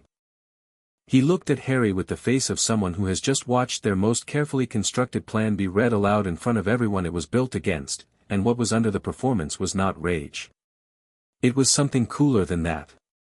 Something that was already moving to the contingency. Dolos, Ares said, and his voice carried through the seam like a command frequency. The seam moved. Not metaphorically, it actually moved, the neutral space shuddering from below as Dolos activated whatever the contingency was, and the crack in the floor split open with the sound of something that has been under pressure for 12 years finally releasing. The below space tore upward through the neutral floor and the seam's careful balance between two cosmological geometries collapsed in the section around the crack, the pressures from both sides pouring into the gap and creating something that was neither and both. Gods reacted the way gods react to sudden structural threat, with the immediate mobilization of their specific domains. The Olympian side produced the physical expressions of divine power, Apollo's light, Athena's battle readiness, Zeus raising a hand toward the sky even though there was no sky in the seam. The Asgardian side came up in a wave of the north, ice-edged wind, the crack of Mjolnir being summoned into Thor's hand from wherever it had been waiting. In the middle of it, Dolos stepped through. He looked unremarkable. That was the nature of him, the god of precise, functional deception, unornamented, with a face that memory couldn't quite hold the specifics of and a presence that the eye wanted to slide off. He held in his hands the full activation mechanism for the below space, 12 years of assembled stolen material, the keystone of Ares' independent domain, a tool that would, if completed, tear a permanent hole in the seam and give Ares a space from which he could operate against both pantheons simultaneously with complete jurisdictional immunity. He looked at Harry first. Not with the door look, that was gone. He looked at Harry with the flat assessment of a variable that needed to be removed. Harry looked back at him and said, "No." He said it the way Amphitrite had told him to say things, without making himself smaller, without managing how much of himself he used. He said it with everything, the water and the lightning both, the full specific weight of being whatever he was, and the word hit Dolos like a physical force and stopped him mid-step. The water came up off the seam floor, not the thin reading sheet, but proper water, the deep Atlantic coming up through the crack that was meant to let Ares' domain through, flooding the activation mechanism not with destruction but with interference, with the specific counterpressure of something that understood the deep and was not afraid of it. And through the water, concurrent and simultaneous, electricity, the potential before lightning Harry had described at 4, the wanting to happen force, threading through every molecule of the water in the same instant. Electrified deep Atlantic water flooding an activation mechanism built from stolen divine materials. The mechanism didn't break. It drowned. Dolos stumbled backward into the tear in the seam floor and Loki, who had been standing at an angle nobody was watching, did something precise and specific with his hands that sealed the tear from the outside with the same material it was made of, not blocking it, but completing it, folding the opening into itself so that its own edges met and cancelled. It was extremely good workmanship. The kind of workmanship that required knowing exactly how the thing was made, which was the kind of knowledge you accumulated when you'd been watching someone build something for 12 years and had been too interested to look away. The tear closed. The seam stabilized. In the sudden, specific silence that follows large events, the assembly stood in the neutral space between worlds, and Ares stood at the Olympian boundary where he'd moved during the chaos, and Harry stood at the center of the seam floor with his palms still warm and the water receding and the electricity fading from his arms in threads. That, Zeus said, into the silence, was my jurisdiction. And mine, Odin said. Both of them were looking at Ares with the particular quality of divine authority that very rarely gets fully deployed because it very rarely needs to be, the full weight of what it meant to be the king of a pantheon, which was not a title but a fact, a structural reality of the cosmological order. Ares, for the first time in this story, had nothing to say. The aftermath took longer than the event. It always did. Dolos was bound and remanded, not to any one pantheon's jurisdiction but to the seam's neutral authority, which Athena had spent 20 minutes formally establishing existed now that the seam had a floor below and a history of structural tampering. The below space was examined, catalogued, and subjected to a combined Olympian-Asgardian review that was the first formal joint operation between the two pantheons in several centuries. Ares was not bound. Binding a god of his standing required a conviction he had not yet formally received, and Zeus, for all his faults, ran a process rather than a reaction. What he was watched, every god in both assemblies now knowing precisely what he'd been doing and why and for how long, and that kind of knowing was its own form of restraint. His domain shrank slightly in that hour, the way domains do when their authority is undermined by comprehensive disclosure. He left before the formal deliberations concluded. No one moved to stop him, that wasn't the moment. The moment would come, the formal proceedings would be convened, the evidence Loki had would be presented with full documentation. But right now, in the immediate aftermath, he left, and people noted where he went, and the watching began. Harry sat on the impossible rock that had been his rock since the first council, and Hermes brought him something to eat because Hermes always materialized food during dramatic events, and Harry ate it while both pantheons conducted the complicated administrative work of resolving a 12-year conspiracy in real time. Thor sat beside him.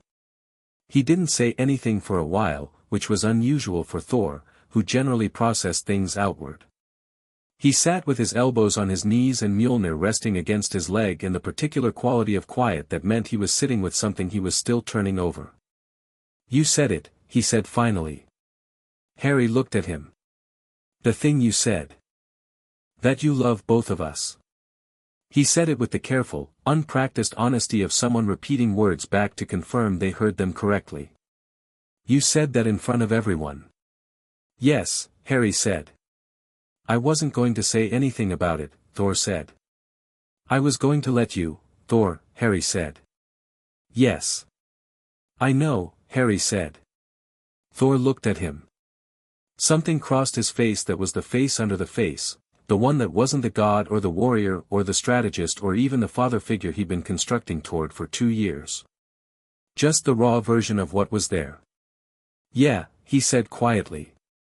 Poseidon arrived from the Olympian deliberations and stood in front of the rock, looking at both of them.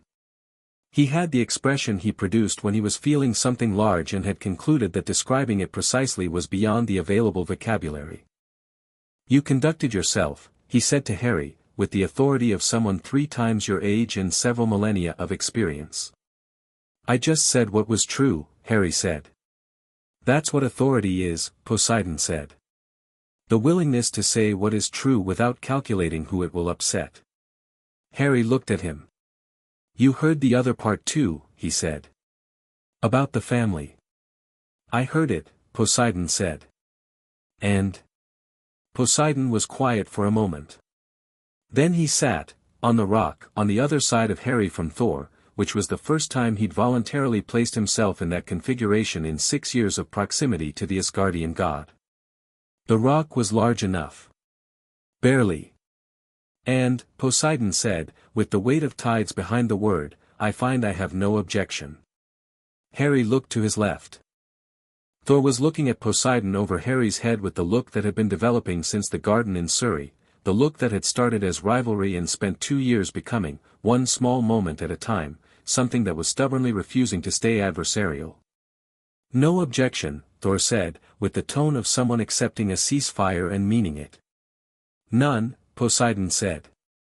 Good, Harry said, and ate the rest of what Hermes had brought him, and looked at the restored seam floor with the satisfaction of someone surveying a problem that has been, if not solved, at least properly identified, and felt the 2 presences on either side of him, deep and patient and total on the left, warm and electric and immediate on the right, and did not make himself smaller to fit between them.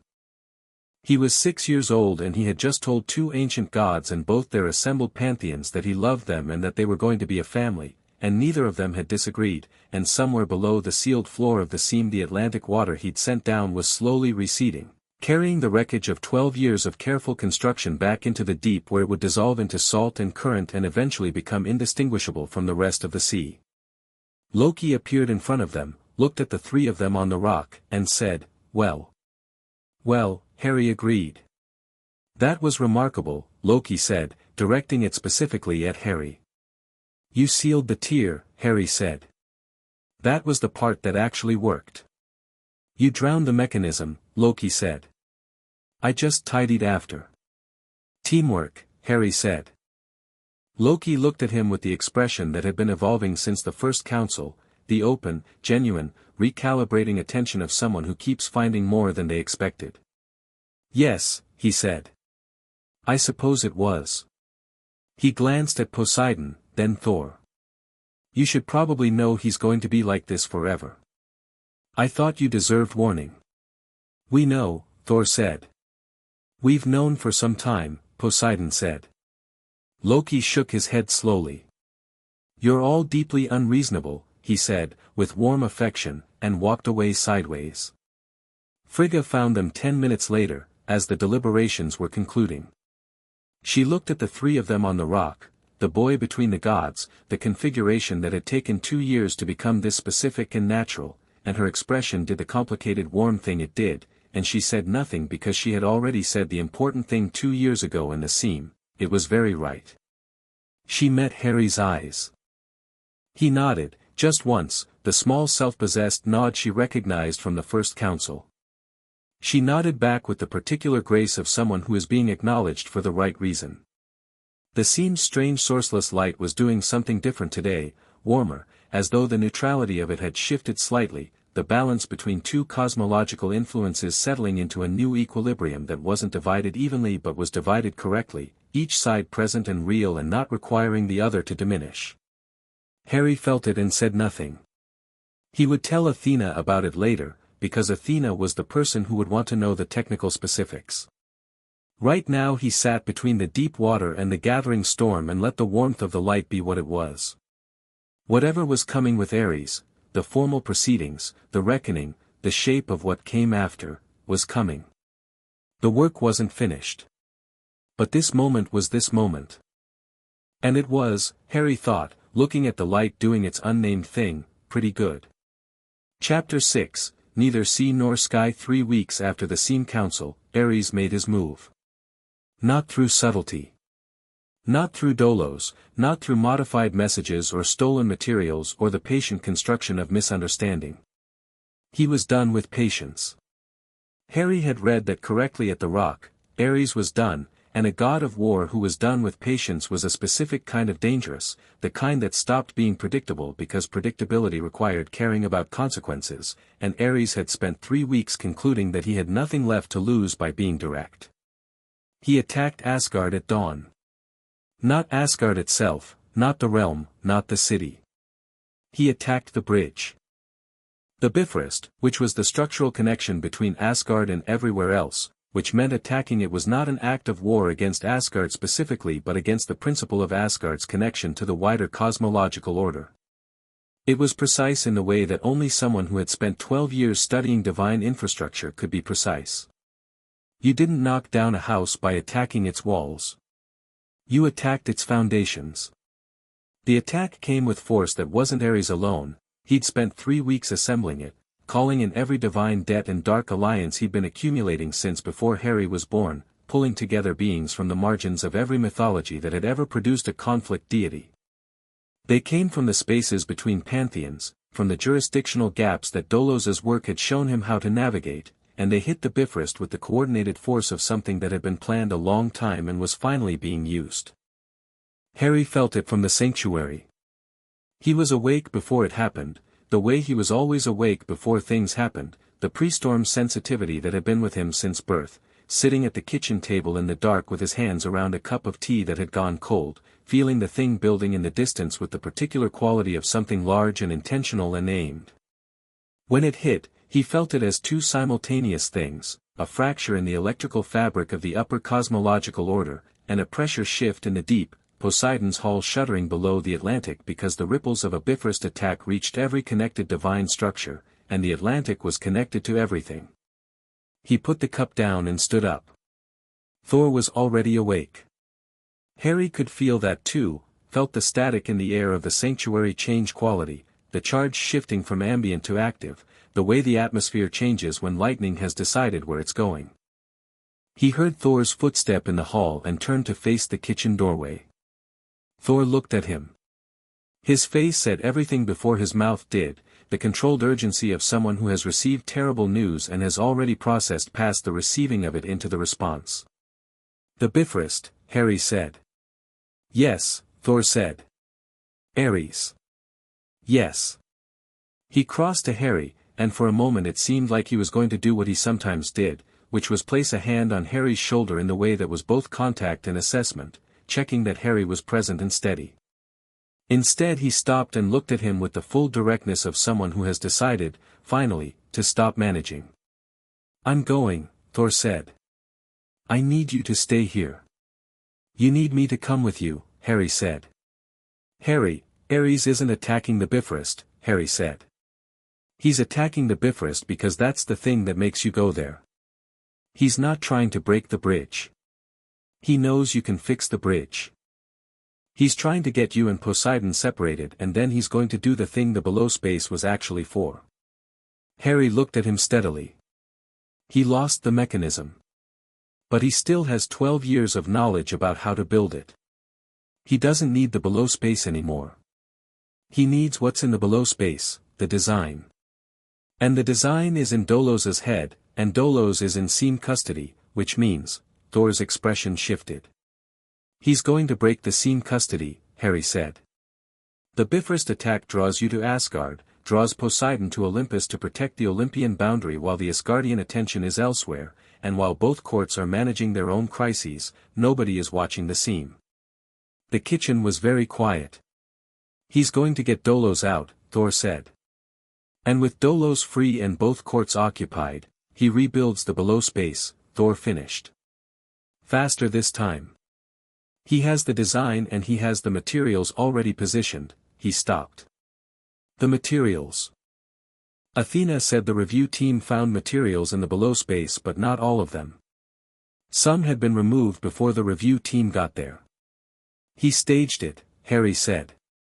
"He let us find enough to understand the plan. He moved the critical materials before Loki sealed the tear." He looked at Thor. "He's been 3 moves ahead the whole time. Except," Thor said slowly, "that you just told me." "Yes," Harry said. "So let's stop being reactive." Thor looked at him for a long moment, the look that had been developing for 2 years, the one that was specific and personal and no longer pretended to be anything else. Then he said, "What do you need?" Not "what are you going to do" or "how do I help" or any of the versions of the question that would have centered his role in it. Just, "What do you need?" The question of someone who has understood, finally, what it means to be on the same side as Harry rather than responsible for him. "Call Loki," Harry said. "He'll know where Dolos is being held specifically and what the Seam custody structure looks like. I need Poseidon, I'll call him. And I need you to go to the Bifrost." "Go to the Bifrost," Thor repeated. "Actually go. Ares needs to believe it worked, that you're occupied, that the response went the way he planned. If you don't go, he'll know something changed and he'll accelerate." Harry looked at him. "But go knowing what's actually happening.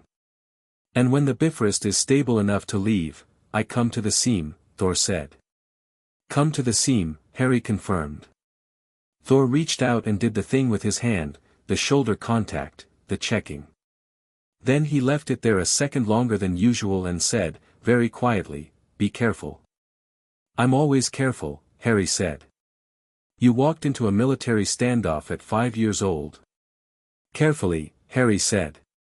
Something moved through Thor's face that was almost a laugh and wasn't quite. He squeezed Harry's shoulder once, stepped back, and raised Mjolnir, and the ceiling of the sanctuary was suddenly not a ceiling anymore because lightning doesn't concern itself with architectural structures when it's in a hurry. He was gone, and the hole he'd left in the roof sealed itself behind him with the instinctive helpfulness of a building that understood what had just happened. Harry put his hands flat on the kitchen table and pressed downward through the table and the floor and the cliff and the rock beneath and the water beneath that, the reaching out, the specific frequency of himself directed into the Atlantic. Come up, he didn't quite think. Come now. There's work. Below the cliff, the ocean moved. Poseidon arrived in 40 seconds, which was the fastest Harry had ever seen him move. He came up through the cliff in a way that rocks technically should not permit but did for Poseidon because the cliff had been his architecture and it knew him, and he arrived in the kitchen still carrying the quality of deep water, the pressure and the cold and the ancient, total presence of something that had been very far down very recently.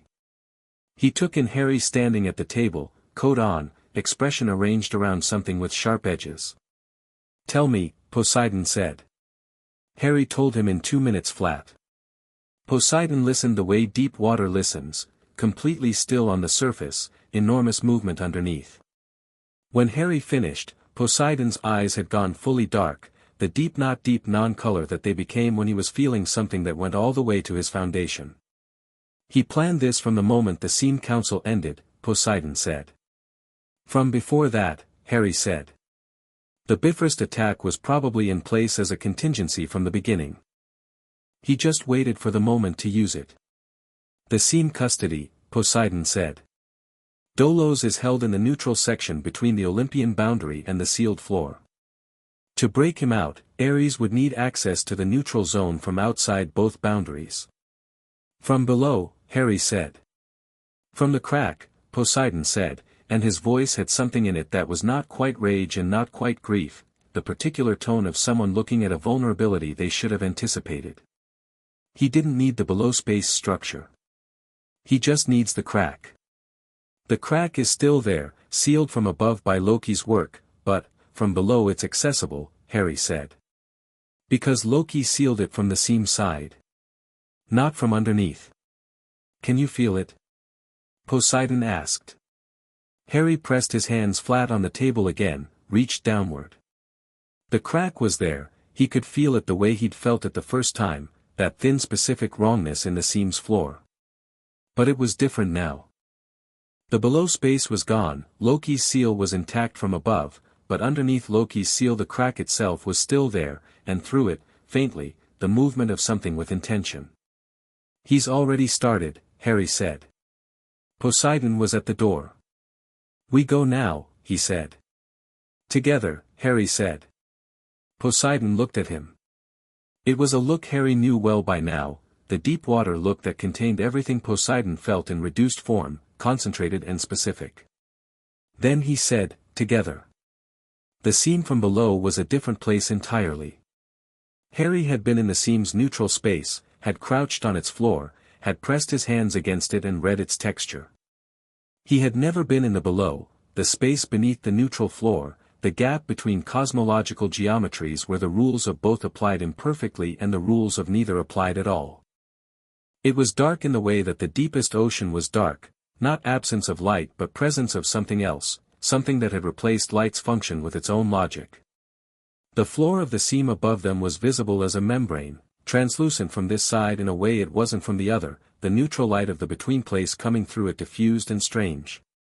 And through the crack, which from this side was not a crack in a floor but a tear in a ceiling, ragged and wrong in the way of deliberate damage, something was moving. Coming down. The cold, specific movement of something that wasn't Ares himself but was Ares's reach, his extended agency, a force moving on his instruction. It was dismantling Loki's seal from underneath. Harry looked at the seal from below and understood it immediately, its structure, its materials, the exact mechanism Loki had used to fold the crack's edges into themselves. From above it was complete and solid. From below it was visible as what it was, a lock, and any lock looks different from the key's side. He looked at Poseidon. "I need you to hold the crack open," he said. "From below. Stop it from fully closing back on itself while I go up." "While you go up," Poseidon said. "I need to be in the seam when Ares comes through," Harry said. "He's not going to come through here in person, he'll send agents through first, clear the custody situation, get Dolos, and then come through himself. I need to be there when he does." "I need to be there when he does," Poseidon said. "You need to be here," Harry said. "Holding the below open so when Thor comes, Thor is at the Bifrost right now," Harry said. "He'll come when it's stable enough to leave. When he comes from above, through the seam. He needs a way down here to close the below permanently. And you need to hold it until he gets here." Poseidon was very still. "You're sending me to hold a position," he said, with a flatness that contained a great deal of things, "while you go up alone." "I'm not alone up there," Harry said. "Athena is probably already in the seam. She monitors the seam's structural integrity continuously since the council. And Loki is unpredictable in a crisis." "Loki is extremely predictable," Harry said. "He'll be wherever the most interesting thing is happening." "That's me." Poseidon looked at him. Harry looked back. The below space moved around them with the dark logic of a place that existed because it had been made to, not because it belonged anywhere, and the crack above them leaked neutral seamlight in thin threads. 6 years old, Poseidon said. 6 and 8 months, Harry said. "You are going to be," Poseidon said, with the slow certainty of deep water finding its level, "the single most formidable being in any cosmological order I have ever encountered. When you are grown." "I'm not waiting to be grown," Harry said. "I know," Poseidon said. "I know you're not." He reached out and did something he hadn't done before, placed his hand on the top of Harry's head, briefly, with the gravity of something formal and the warmth of something that wasn't formal at all. "Go," he said. Harry went up through the crack. The seam above was not quiet. 3 of Ares's agents had come through ahead of him, beings from the jurisdictional margins, the spaces between mythologies, the kinds of entities that didn't have a pantheon and therefore couldn't be bound by either. They were large and they were fast, and they had already reached the custody area where Dolos was held, which was a section of the neutral zone that Athena had structured with significant architectural ingenuity to hold a deity of deception, walls that showed him true things rather than false ones, a floor that reflected his own nature back at him. Athena was there. She had a weapon out, which was unusual enough to indicate the seriousness of her assessment, and she was managing 2 of the 3 agents in the technical, economical way of someone who is extremely good at fighting and is also clearly aware she cannot manage all 3 indefinitely. The 3rd agent was working on the custody structure's lock. Harry came up through the crack in the floor and hit the 3rd agent with the full weight of deep Atlantic pressure, not a strike, not a blow, but the overwhelming, indifferent force of water that has decided to go somewhere and cannot be reasoned with about the direction. The agent went sideways, hit the custody wall, and stayed there in the particular boneless way of things that have been hit by oceanic force. Athena turned, looked at Harry, looked at the agent on the wall, and said, "You came from the below." "Poseidon's holding it," Harry said. He looked at the 2 agents she was managing. "Do you need those, or can I, please?" Athena said, stepping back. Harry looked at the 2 agents. They looked back at him. He was 6 years old and approximately 4 feet tall, and they had several centuries of marginal space existence and the directed intent of a war god behind them. They looked at him for 3 seconds and then they looked at each other with the communication of beings who have just recalculated their situation and found the recalculation unfavorable. He didn't give them the 3 seconds to decide. He brought his hands up and the electricity came, not the restrained, threading version, not the careful potential before lightning. The full thing, both hands, the wanting to happen force completed and aimed, and the 2 agents hit the opposite wall of the seam with the crack of genuine lightning in an enclosed space. The seam rang with it. The custody structure's walls flickered.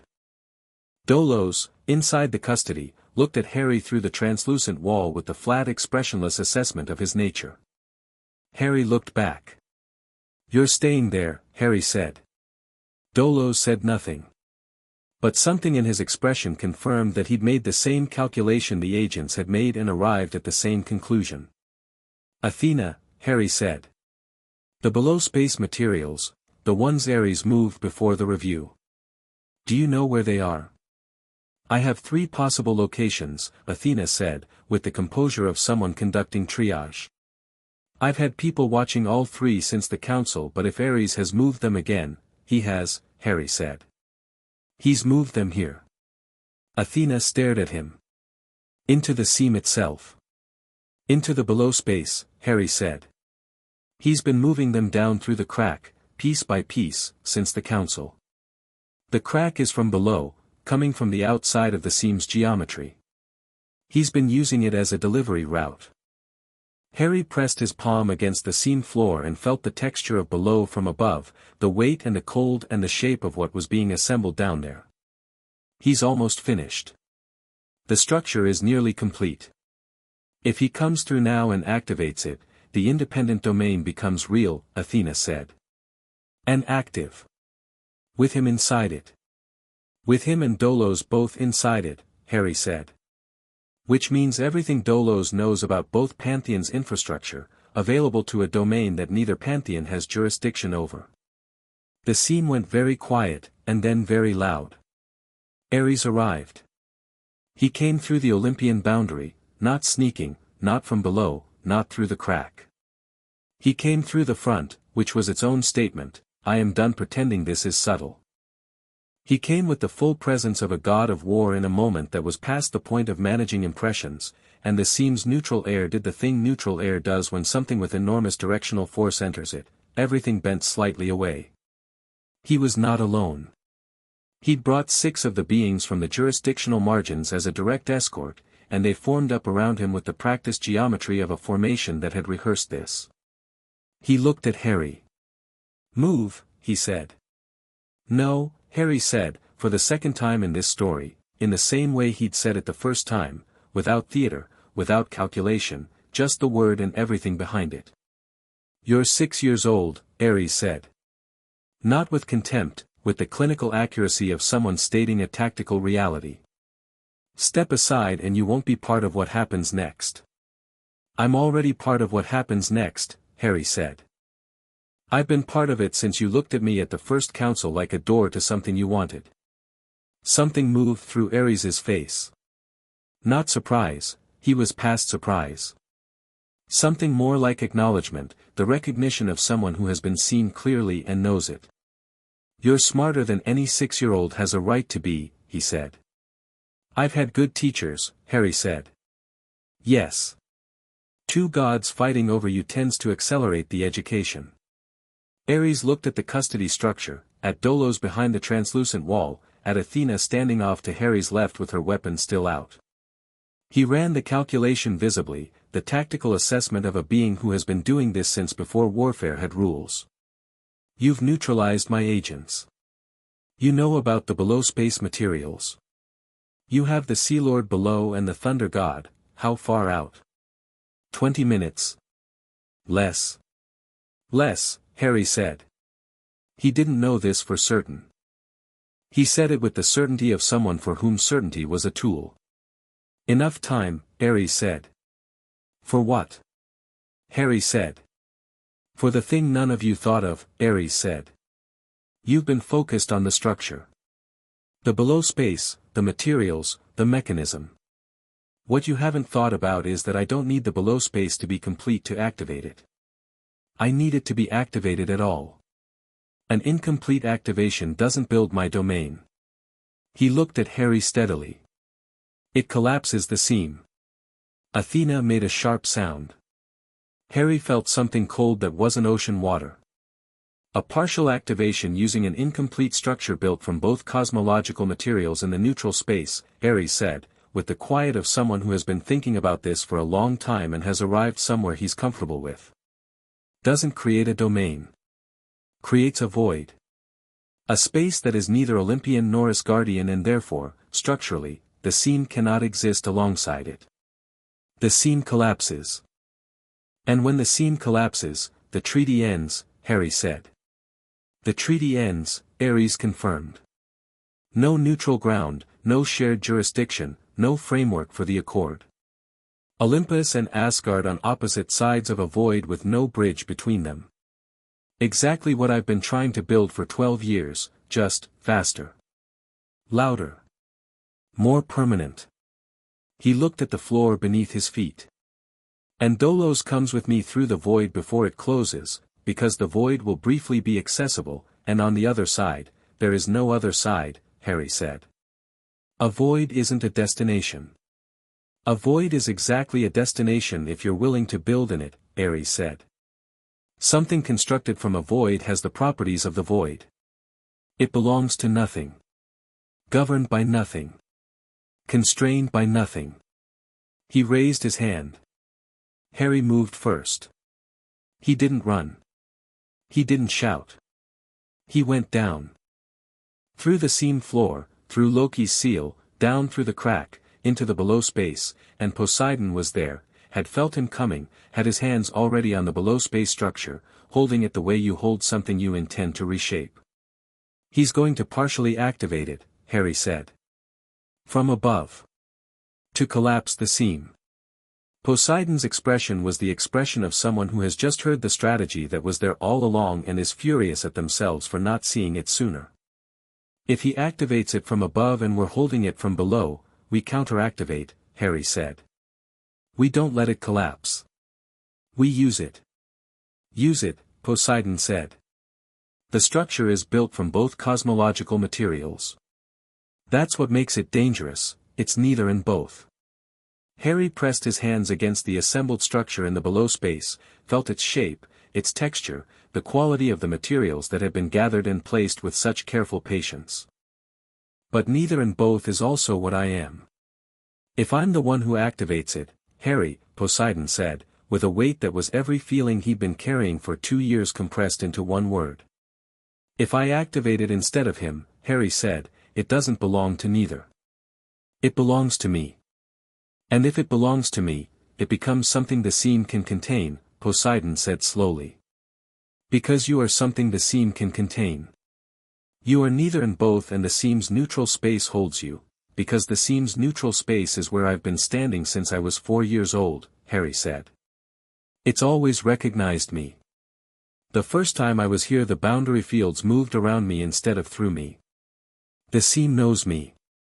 Above them, through the sealing membrane, they could see the disturbance of Ares beginning his activation, the below space structure starting to respond to the contact from above, beginning to vibrate with the approach of activation frequency.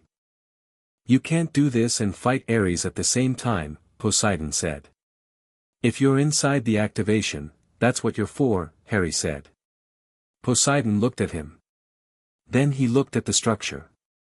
Then he looked up through the membrane at the disturbance above, the shape of Ares and his escort and the incomplete structure beginning to resonate.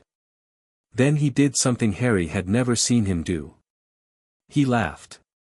Brief, low, with the particular quality of someone recognizing something as both terrible and perfect. Yes, he said. That is what I'm for. Poseidon, Harry said. Yes. Thank you, Harry said. For the plate of food. In the conference room. When I was 4. Poseidon was very still for a moment.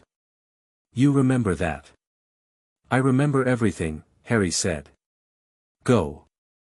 Poseidon went up through the crack with the force of the Atlantic behind him, which was not a metaphor, the ocean genuinely came with him, up through the seam floor in a column of dark water that hit the seam's neutral space with the presence of something that had been summoned rather than arrived, and the impact of it was the first thing Ares had not calculated for, because he had calculated for Poseidon arriving with the authority of a god and had not calculated for Poseidon arriving with the entire Atlantic.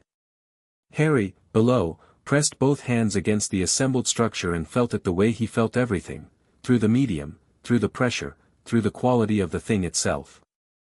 It was both cosmological materials, exactly as described, Asgardian metal and Olympian stone and the deep space matter from the jurisdictional margins, assembled in a configuration that made something with no cosmological home. He breathed in. He let himself be what he was, not divided, not allocated, not the prize in a dispute or the evidence of a claim. The water and the lightning both, the depth and the potential, the deep-settled recognition of the seam's neutral space that had always moved for him, always accommodated him, always held him as something it knew. He activated it. The below space lit. Not with destruction, not with the collapse that would have come from Ares's partial activation. It lit with the specific, unified luminescence of something that has found its correct owner, the way a tool looks different in the hand of the person who made it versus the hand of someone who stole it. The structure, built to belong to nothing, encountered Harry and decided to belong to something after all. Above, through the membrane, Harry felt the change immediately in the seam itself. The collapse frequency Ares had been building reversed, not countered, not blocked, but reversed, the structural threat becoming structural reinforcement, the incomplete below space pushing up against the seam's floor from underneath and making it more solid rather than less. He also felt Thor arrive. He felt it the way he always felt Thor, the warm electric quality, the specific static of Mjolnir in motion, the particular frequency of a storm that has made a decision. Thor came through the seam from above with the force of someone who had left the Bifrost to the Asgardian court and come here at maximum speed, and the crack of his arrival reverberated through both the seam and the below space simultaneously. And then Harry felt something else. Something that had been building in the below space since the moment he activated it, a pressure, outward, the structure pushing against its own boundaries. He had activated something that was built for a domain, and it was trying to become one. The shape of the below space, under his activation, was resolving into something with walls and a floor and a ceiling and all the properties of a place. He understood, then, what it was going to become. He let it. The fight above was spectacular and he missed most of it. He heard it. Poseidon versus Ares' escort was audible even through the seam floor, the bass resonance of ocean force in a confined space, the crack of Olympian authority meeting marginal space resistance. Thor's arrival added the higher register, Mjolnir and lightning and the particular sound of a god who is furious about something and is expressing it physically. Ares himself was not a straightforward opponent. He had been a god of war since before most of the participants had been born, and he fought with the absolute economy of someone for whom combat was a native language rather than a learned skill. He fought Poseidon and Thor both, which was a testament to his ability, and he was genuinely excellent, and he was also losing because the seam structure was no longer cooperating with him, the collapse he'd initiated had reversed, the below space was doing something unexpected, and the tactical certainty he'd built his plan on had become tactical uncertainty. And Ares was a god who functioned best when he knew the ground. He didn't know the ground anymore. Harry had changed it. Loki, who had appeared from sideways, as he always did, during the chaos, was managing Dolos with the particular intimate efficiency of one deity of deception dealing with another, which was not a fight so much as a negotiation happening at a speed that only those two could follow. The fight concluded not with a dramatic final blow but with the specific, deflating quality of a plan failing completely. Ares' escort was down. Dolos was in Loki's custody, which was more secure than the seam structure had been because Loki was interested in keeping him there. The seam was intact. More than intact, the floor where the crack had been was solid in a new way, reinforced from below by whatever the below space had become. Ares stood in the seam between Poseidon and Thor, and he looked like a man who has run out of moves. Not broken, Ares never broke, that wasn't in his nature. But complete. This plan was complete, exhausted of contingencies, and he knew it. Well, he said, and his voice was even. Stand down, Zeus said, from the Olympian boundary, where he and Odin had arrived in time to witness the conclusion with the particular displeasure of two divine authorities watching a catastrophic intelligence failure play out on neutral ground. This is over. For now, Ares said. For a very long time, Odin said, with the one-eyed certainty of someone who has seen the lengths of things. Binding in judgment. Full proceeding. Do it then, Ares said. He looked around the seam, at Poseidon, at Thor, at the intact floor that had been his best weapon and was now evidence against him. He looked at the place in the floor where the crack had been, where the reinforcement was visible as a subtle change in texture, below space material sealed into seam floor material. He looked at it for a long moment. Where's the boy? He said. No one had looked for Harry yet. The fight had been above, Harry had been below. The below space was sealed now, the crack closed from both sides, and Harry, here, Harry said. He came up through the floor. Not through the crack was gone. He came through the floor itself, through the new section that was seam material combined with below space material combined with whatever he'd done when he activated the structure, and the seam let him through the same way it had always let him through boundary fields and activation frequencies, by moving for him, by recognizing him, by understanding that he was something it had always known. He came up and stood in the seam with water on his clothes and the light of the below space still fading from his hands and looked at Ares. Ares looked at him with an expression that had several layers, the outermost being calculation and the innermost, briefly visible before being covered, being something that was almost, reluctantly, the expression you made when you saw something genuinely excellent. What did you do down there? Ares said. Fixed it, Harry said. What does that mean? It means the below space is sealed, Harry said. The structure you built is still there, but it belongs to the seam now. Permanently. It's part of the neutral floor. Your domain is the seam's foundation. He looked at Ares levelly. You spent 12 years building something that now holds up the thing you were trying to destroy. Ares was very quiet. That's either ironic or appropriate, Loki said, from somewhere to Harry's left. I can't decide which. Both, Athena said. Ares looked at Harry for a long moment. Then he said, with the stripped-down honesty of someone who has nothing left to be strategic about, what are you? Harry, Harry said. I'm Harry. That's not an answer. It's the only one I have, Harry said. And it's the only one that matters.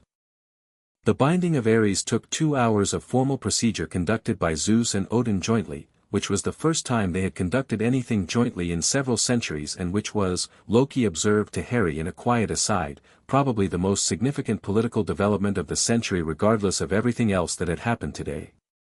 Harry sat on the impossible rock and watched the proceedings and ate something Hermes had produced, which had become Hermes's role in every council, and felt the below space humming quietly through the seam floor beneath him. The structure he'd activated was settled now, the resonance of it smooth and integrated, doing its new work as foundation. He put his hand on the floor and felt it, different from before, the texture of it changed by what had happened, but solid in a way it hadn't been. The crack was not just closed. It was healed. The material of the below space woven into the gap left by the crack's removal, sealing it not as a patch but as a correction. Thor sat beside him. Poseidon arrived shortly after, moving through the assembly with the directness that was his manner in the aftermath of events, not urgency, just intention. He sat on Harry's other side, and the three of them were in the configuration they'd been in after Harry's speech, except this time nobody had anything left to perform. The proceeding was happening around them and it didn't require their participation and they were all, in different ways, at the end of something that had been very long. The below space, Poseidon said. What did you do with it? I activated it, Harry said. Not the way Ares was going to. I let it recognize me. And it became a place, Harry said. Not a domain, not the thing Ares wanted. More like a room. Underneath the seam. Sealed from below, integrated into the floor from above. He looked at the floor beneath them. It belongs to the seam now. Which means it belongs to neither pantheon. Which means, Thor said slowly, it belongs to you. The seam has always held me, Harry said. Since the first time I was here. So whatever belongs to the seam, holds you too, Poseidon said. Harry was quiet for a moment. I was thinking, he said, that it might be a place to live. Eventually. When I'm older. He looked at the floor, at the subtle different texture of the new section. Not because I'm leaving either of your places. But because having somewhere of my own, that's mine, not allocated, not scheduled, the thing you said at the speech, Thor said. Places that are yours. Yes, Harry said. A home beneath the neutral ground, Poseidon said. Between two cosmologies, subject to neither. I know it's strange, Harry said. It is not strange, Poseidon said, with the certainty of someone who has been thinking about this longer than the conversation. It is exactly correct. It is entirely you, Thor said, which was, from Thor, both a description and a declaration. Harry looked between them.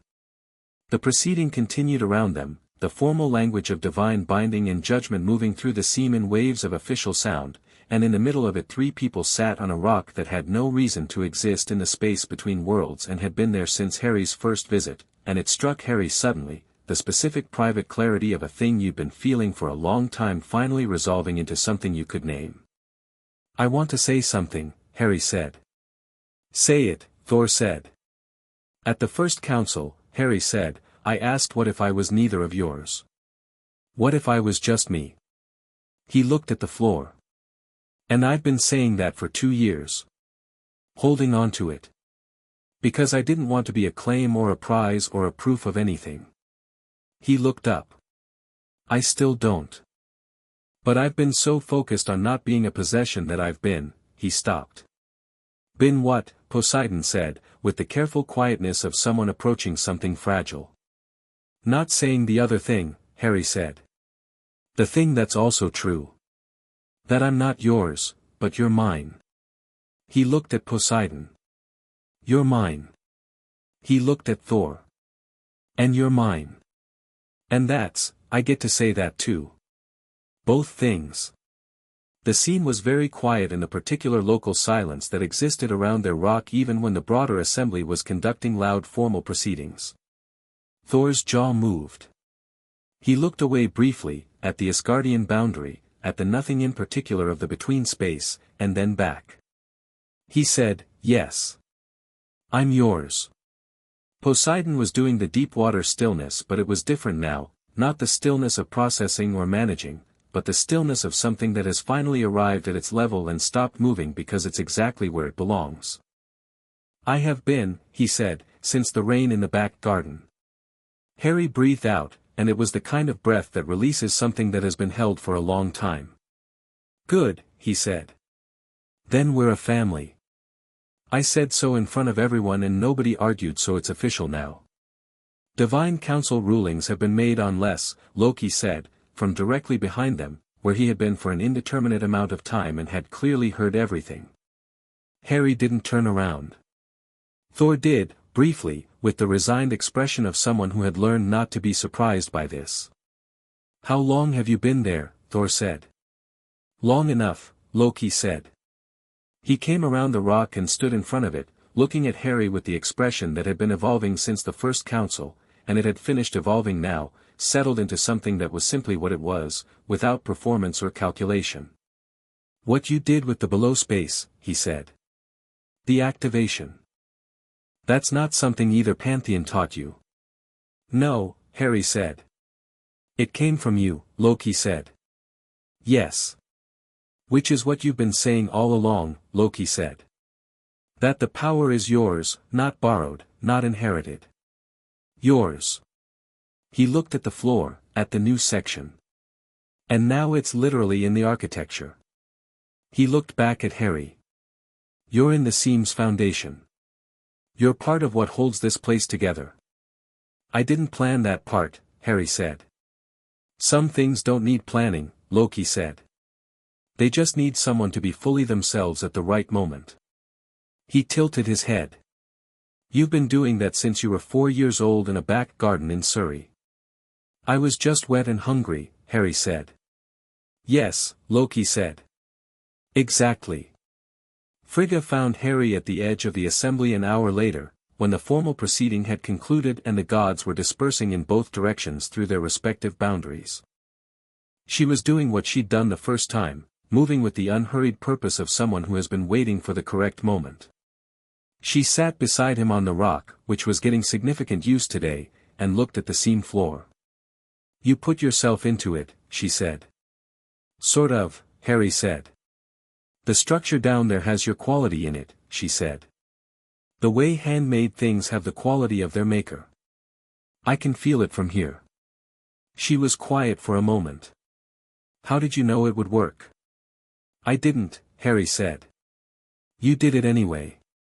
Someone told me not to make myself smaller, Harry said. So I didn't. Frigga smiled, the brief, specific version, the one that was just for herself and occasionally for people she thought deserved it. Good advice, she said. Yes, Harry said. Thor is going to need to tell you things, she said.